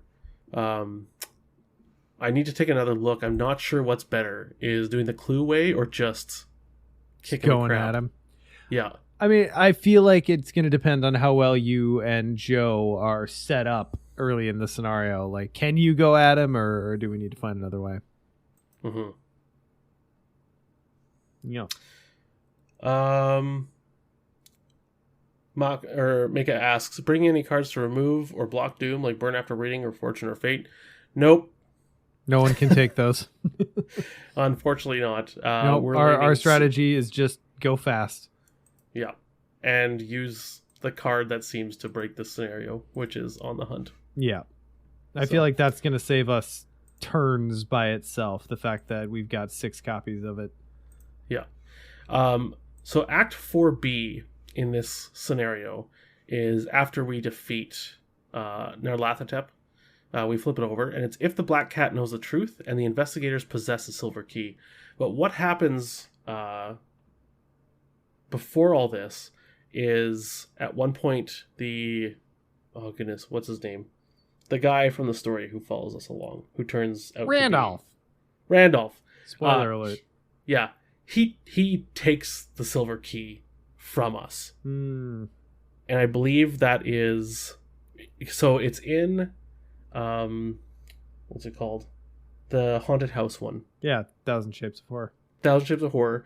So what happens is you want to get the key, and then when you die on the stairs, if you have recovered a key, he uses the key to survive the descent, and then we don't get the key, and then it brings us to this act interesting. where the Black Cat knows the truth, but we don't possess the silver key. Interesting. Okay. Yeah. I literally have never taken that path before. Yeah, there you go. So, yeah, that's where that all comes into play. And then scenario 4, Spider Mom, or Giant Spider. Mm-hmm. Setup doesn't matter, all narrative. You want to have at least the least amount of steps on the bridge as possible because of the whole Doom thing. There are 3 agendas in this scenario, and each of them gets +2 investigator Doom capacity. So for 4 players, +8. But Doom on locations doesn't get removed when the agenda advances. So you want to be very, very, very careful about tests and anything that can add Doom to locations, because that just takes so much time away from you. Yeah, for sure. And we just have to beat the spider. That's it. Kick the crap out of it. Given that we're going to have some leveled up killers and the Cloovers get to chip in, I don't expect we're going to have too much of a problem with it. Yeah, because I'm taking leveled up. I've got a plan, and also the book that puts the myriad cards in. Mm-hmm. For what it's called, but the I can do this. The esoteric tome. There are so many weird ass books in this game. Sometimes I can't remember them. Okay? Occult Lexicon. Thank you. Yeah. So it puts blood right in there. Got upgraded. I've got a plan. Yeah. Just fill a library membership of things you shouldn't read. So yeah, that's the plan. Is just kick the shit out of a spider and then go home. Woo. So once you defeat the spider, in the resolutions, if you found a way out of the underworld or whatever, and that's what you have to do in the sea of pitch scenario, the point of no return, then you get to R3, and that allows you to return to reality. And so when you return to reality and the dreamers wake up, you get epilogue 6. Everyone's back in the real world, and you win the game! Exclamation mark! Exclamation mark! That is that punctuation is important, guys. Mm-hmm. That's Dream Eaters. That's Dream Eaters in a nutshell, or at least that's our path through it. Yeah, there is so much to this campaign, like the wandering lines of story and whatnot. Even today, just to make sure, I went through the Arkham Cards app, which if you're not using, just go download the Arkham Cards app. It's free. It is the best player-made app for assistive Arkham Cards. app.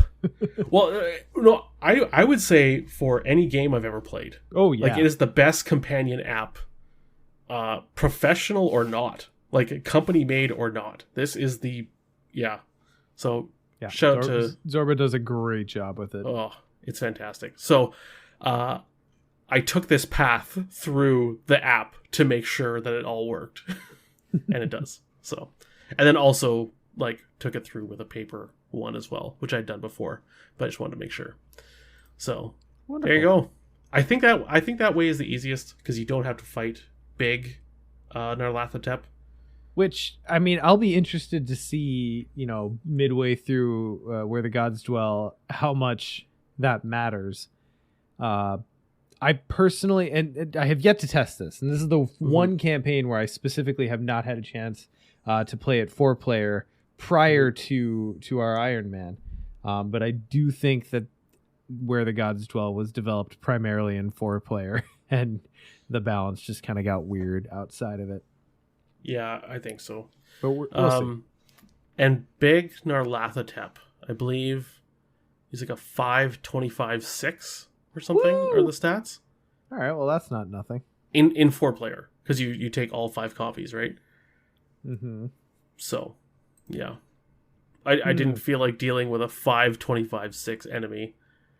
Yeah, as we're getting into the twilight hours of the night, especially on our side of the campaign, that's like more clue focused to begin with.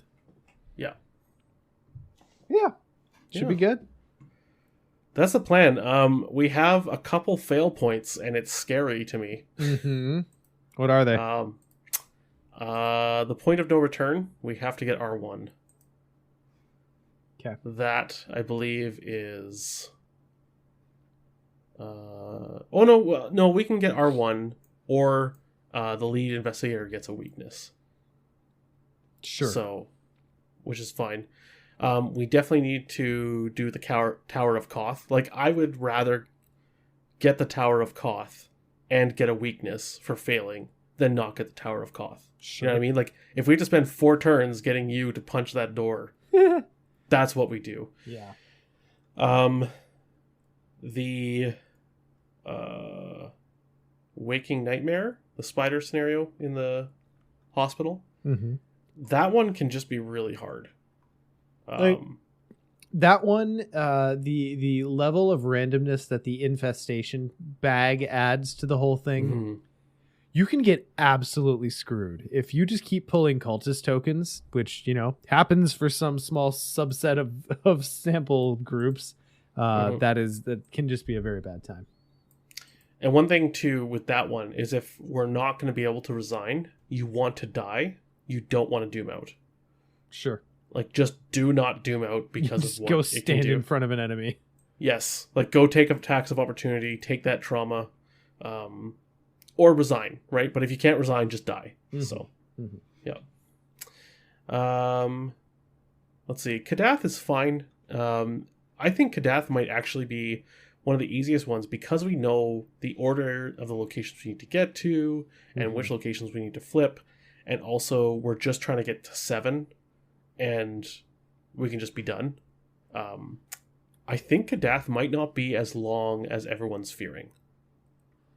Because I know there was a lot of talk of people being concerned about Kadath, like time-wise, being very long. I mean, if we go for broke and try to be completionists, it can be long. But also, yeah, like you said, each of those islands, or each of those places is pretty compact. So, we know what our jobs are and can get on it pretty quickly, they go fast. Yeah. And I'm fully of the notion, like, once we get 7 or, like, maybe we grab 8 just to make sure or something. I mean, even if we only get, if we fail on the moon or whatever, and we have 9 evidence of Kadath, it just means the Kluver has to get 3 clues instead of 0. Like, it's not that bad. Mm-hmm. You know what I mean? Like, it's not a make or break thing. So I'm not worried about Kadath at all. No. Like, when stuff gets to get hairy, or when stuff starts to get hairy, we just resign and leave. Sure. Yeah. Let's see. The house Scott, one. what if all of our on the hunts whiff in Where the Gods Dwell? Does that worry you? That worries me. I have the leveled up ones, so mine always hit. You'll be the only one. Yeah. Yeah. Well, that means people have it, right? Like, and so it's just the ability to maybe cut out, because we have to do it 5 times, and that would be like 5 weird tests or whatever. But the ability to grab 2 or 3 of them and just everyone can help in punching the shit out of it. Mm-hmm. That reduced the amount of weird tests we have to do. It's true. So, yeah, I think those are like the only weird ones. The house, we die on the stairs, which is totally fine.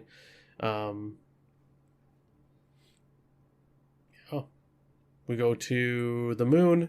The moon, that's the one I'm a little bit worried about too, just because it's annoying. That one can spiral if you can't hit a willpower test.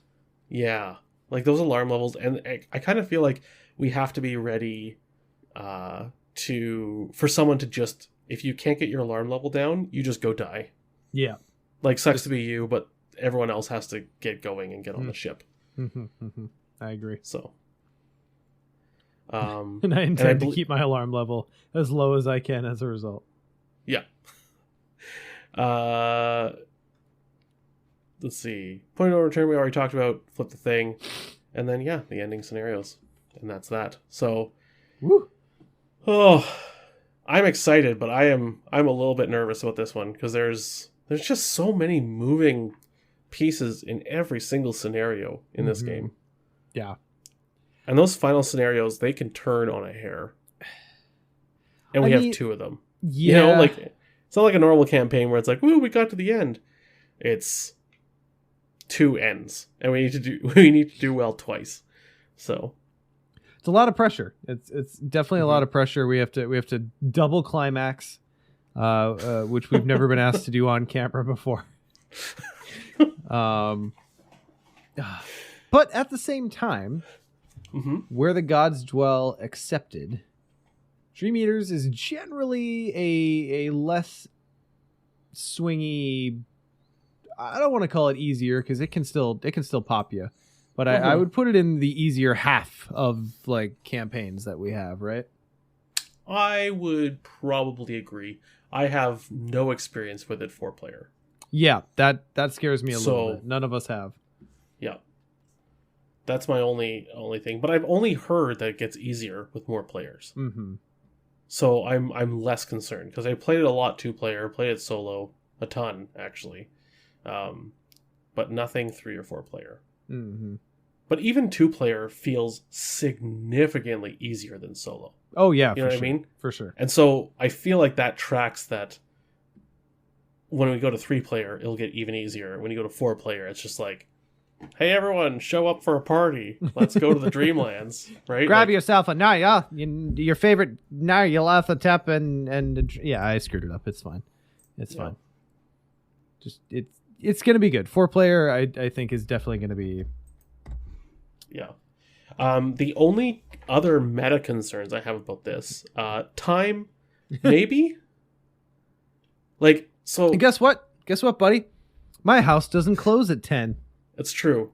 Woo! But we all saw how the Circle Undone went when we finished at like 2 a.m. So, well, I do think that this year is going to meet out our estimation that TTS and streaming specifically from TTS is going to add so many like little micro moments to our overall play time.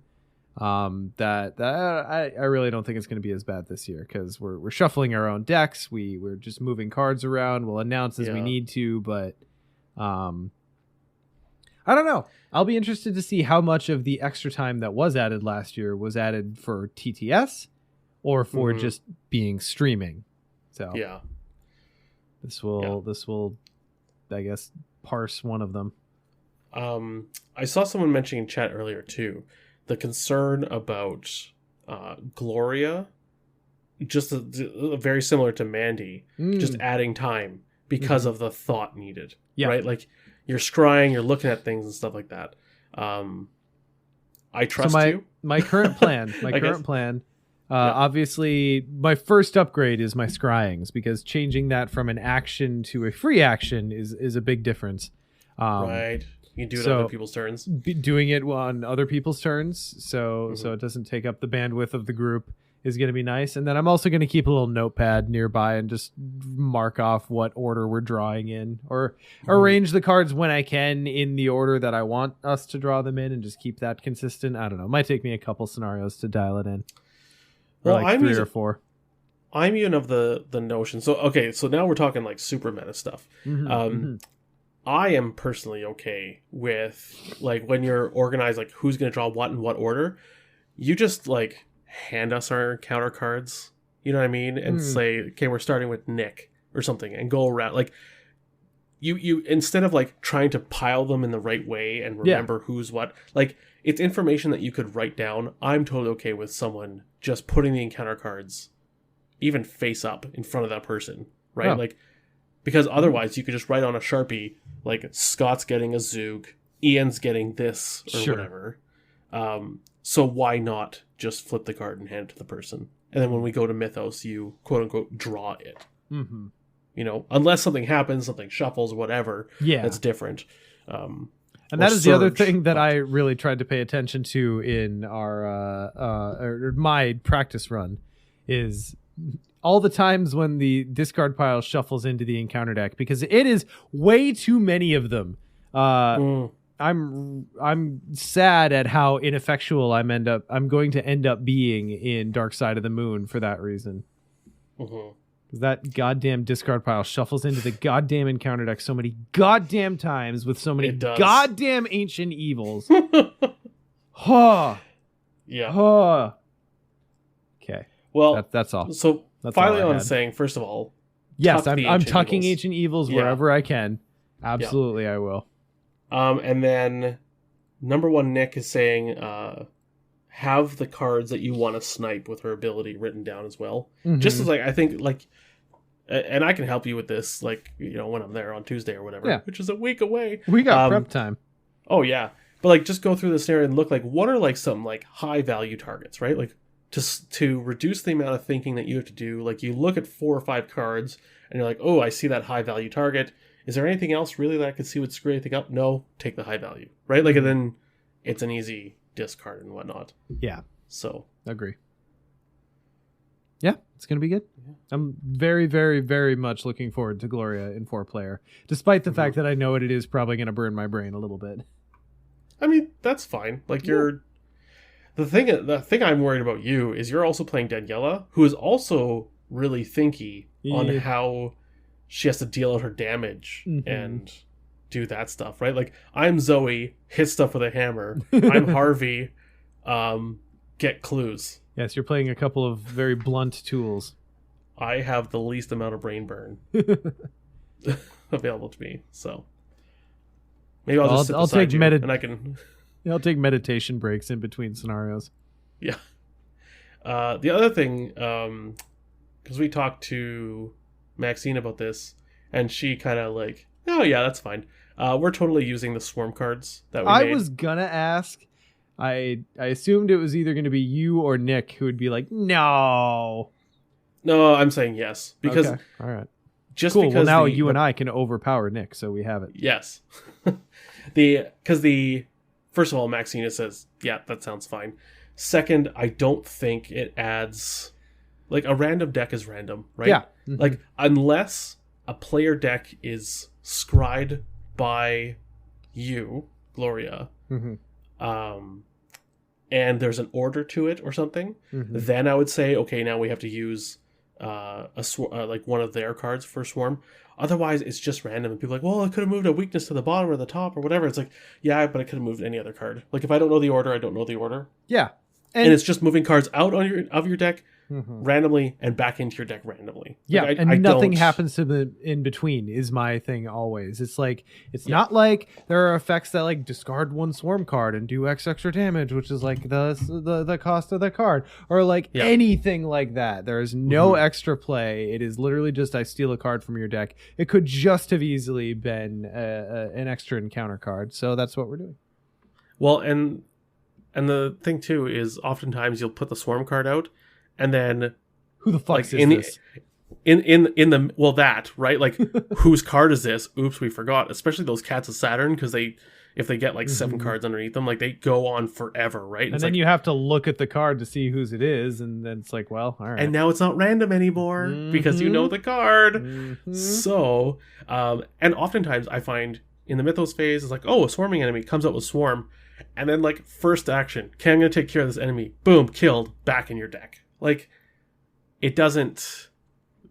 I find Swarm cards don't stay on the table very long. Yeah. And so, yeah. Agree. And I do remember Maxine saying something along the lines of the swarming idea. It was either going to be a player card or an encounter card, but it could hurt the encounter deck because certain cards combo and stuff like that.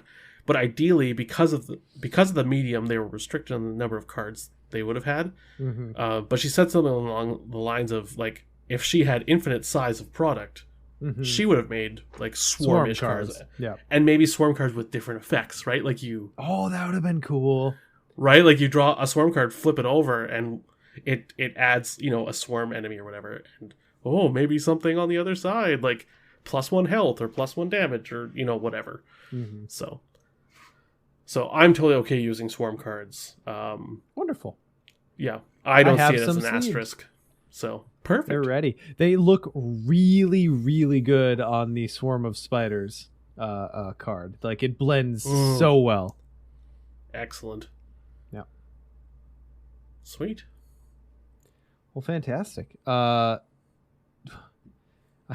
can't believe it's like a week away. I know. It's so blows soon. My mind too. I have so much sleeving and preparing to do. And then I have to get my cards ready. Yes. What's sleeving? I don't even want to know. Oh, you'll find out when you get here, Scott. Oh, boy. Well, prepare, everyone. It's a week and a half away till Ironman. Hell yeah. Fantastic. Sean, yeah. What's been grabbing you lately? Oh, we're doing tentacle time. God, what has been... All right, so I'm really sad that I'm whipping this out on a night when Ian's not here. But against all odds, well, not against all odds. This was very normal. So the family and I decided to do like a watch through of the Lord of the Rings and Hobbit movies. And as happens when I watch movies that are set in these like deep world building universes, I immediately get the urge to like get my hands on the universe somehow.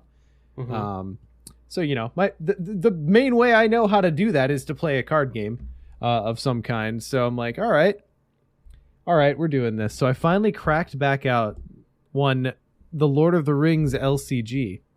Oh my. Which I haven't played seriously in a good long while.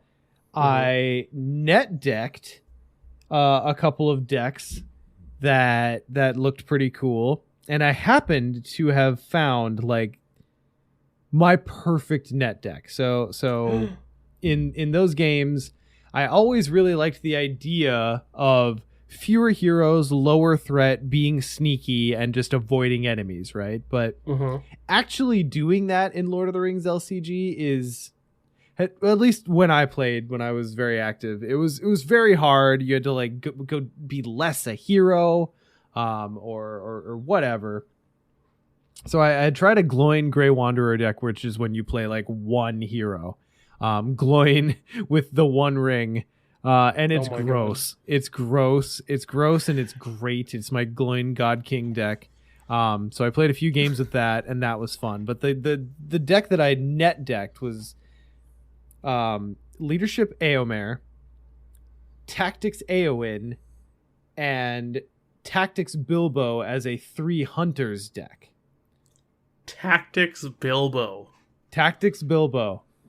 So Bilbo has always been my favorite Hobbit, and the fact that the only version of Bilbo that we had in the game, I just thought was so super boring and overcosted. God, he was terrible, wasn't he? He was just really, really bad. I mean, he was good. Yeah. He was a good demonstration of how innately starved card draw is in that game.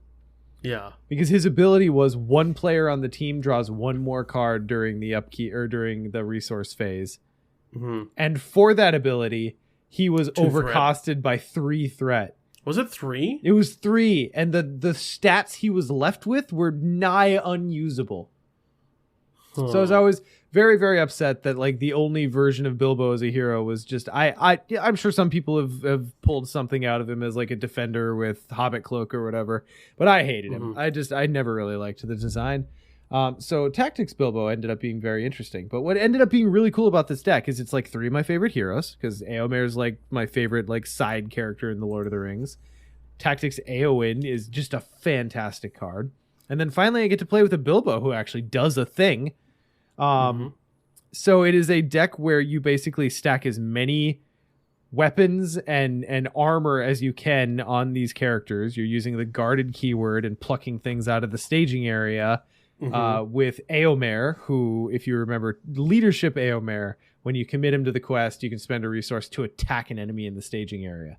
So it's this low threat deck that just demolishes enemies in the staging area and ends up getting a lot of willpower. Anyway, I love Voltron decks. I loved Voltron heroes in that game. I was always disappointed that it always seemed like the game wanted you to just play an army of allies and actually win. But I net decked this deck, and I am so glad that I did, because it was just a blasty blast. I paired it across from another low threat deck and just started tearing through Khazad Doom. And I think next I'm going to play through, I want to say Dream Chaser, just because I have such fond memories of that one, but it might be Ringmaker. It might be in order. I don't know. But either way, I played half a dozen full games of Lord of the Rings, the LCG, and I mostly enjoyed myself. Well, I changed a couple of rules. Here's Sean's sleazy mode for anyone who was feeling the same way about Lord of the Rings that I was. So is it like OG COTR sleazy mode? No, it's not as bad as Brandon's. Well, his was just you start with 2 resources on each hero instead of 1. 3, right? Wasn't easy mode 3? I thought it was just extra resources. It might just be 1 2. extra. Well, okay, then if that's the case, here, McDog, it is just 2. Okay, well, all right, fine. I was playing on easy mode.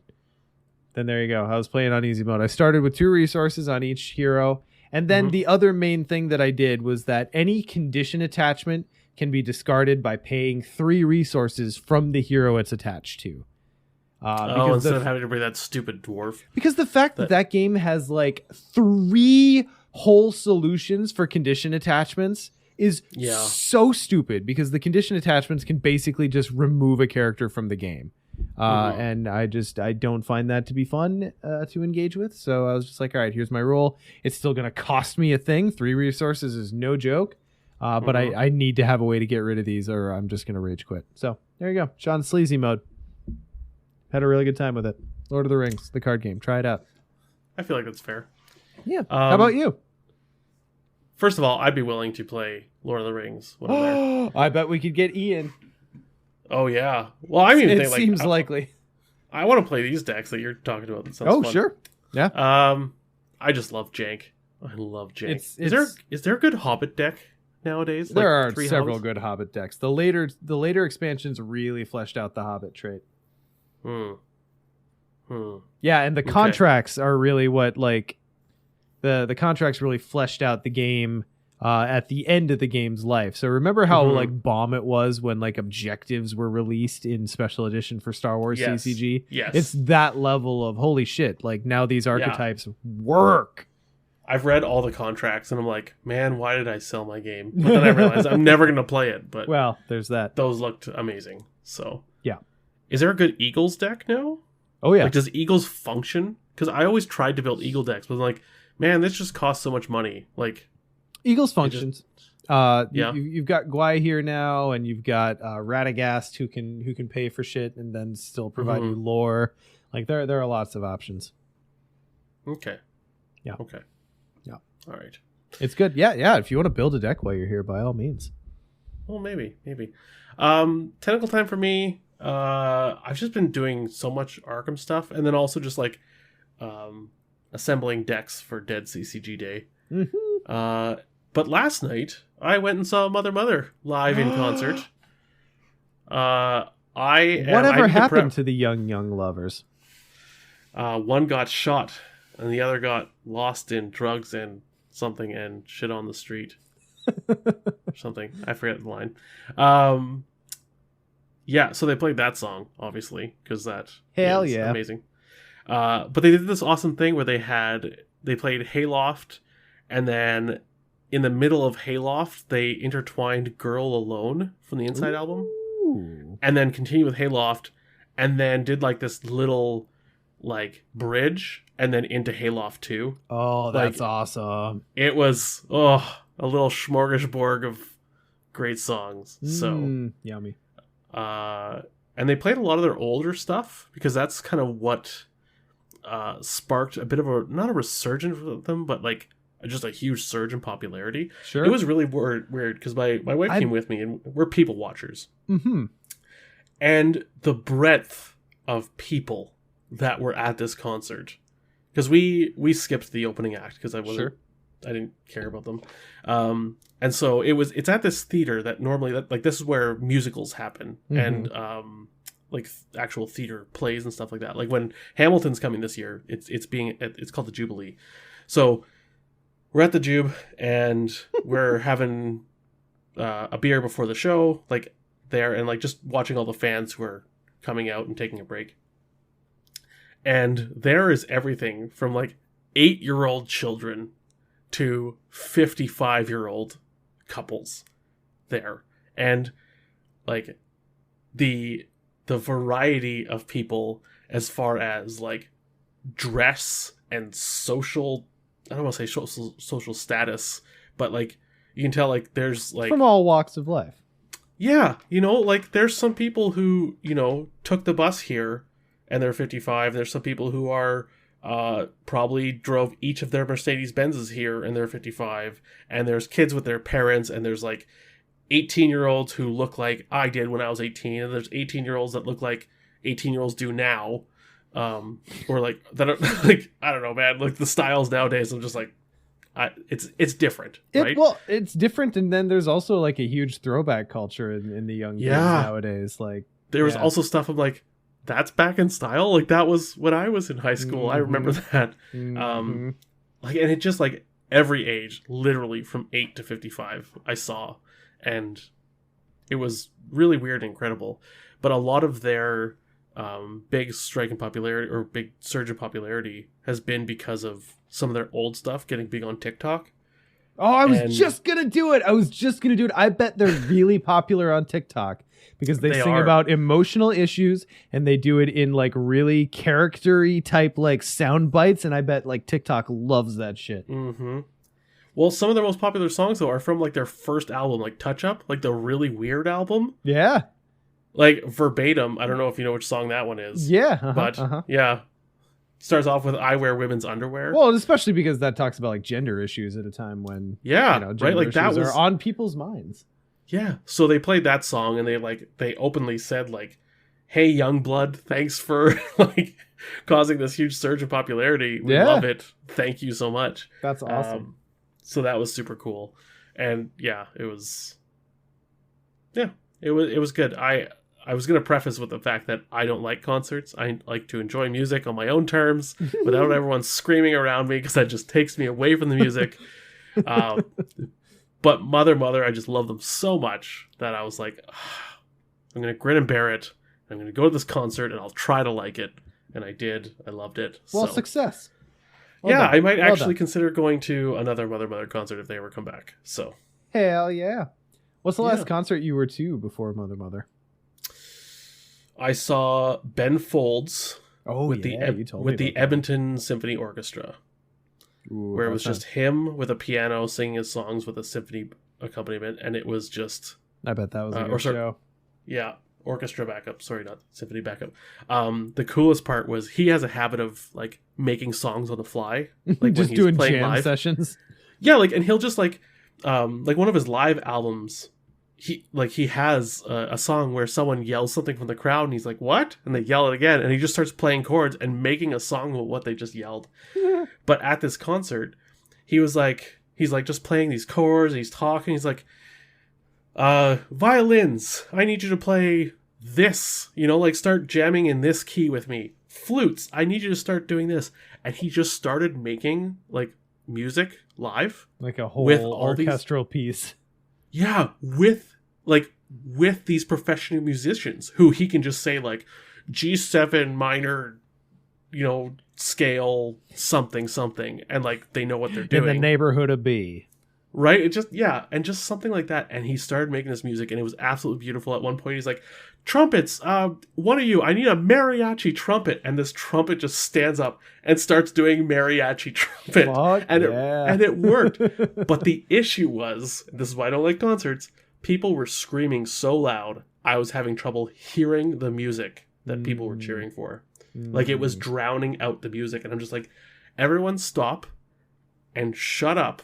And just witness and listen to this amazing, beautiful piece of art that's happening instead of just screaming incessantly. And so that is why I have trouble with concerts. Is it tough to be an old man before your time? No, I just stay to myself. Damn, no, kids. fuck off. Why are you asking? That was like, I mean, I was in my 20s when I went to that concert, and I was just like, I think that's the one that like finally turned me off of Sure. concerts. Sure. Yeah. I've been to orchestra, like symphonies and stuff afterwards, because those That's a ones, different like, that's a different vibe. yeah, I mean, if you clap at the wrong time, everyone's like, shh. What the fuck? What is wrong with you, Gladys? It's hilarious, like when someone claps when they think like a certain piece is done, and the crowd gets so angry at them. Like, it's just, yeah.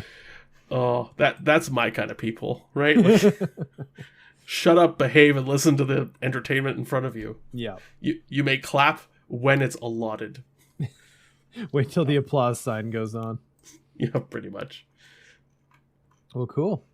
Yeah. Well, excellent. Well, I'm just so excited. If you haven't already, go follow our social medias. Pay attention to the Ironman stuff. I hope everyone who has signed up and is going to play, come out to our Discord if you want to chat about your play. It's going to be great. And we'll see everyone after Ironman. We'll probably record an episode live in a room together, because how often do we get to do that? So Once every 2.5 years at this point. that's our current clip. Oof. All right. Well, we'll see you guys for our post Ironman weekend episode next time on Mythos Busters. Bye. Do do do do do do do.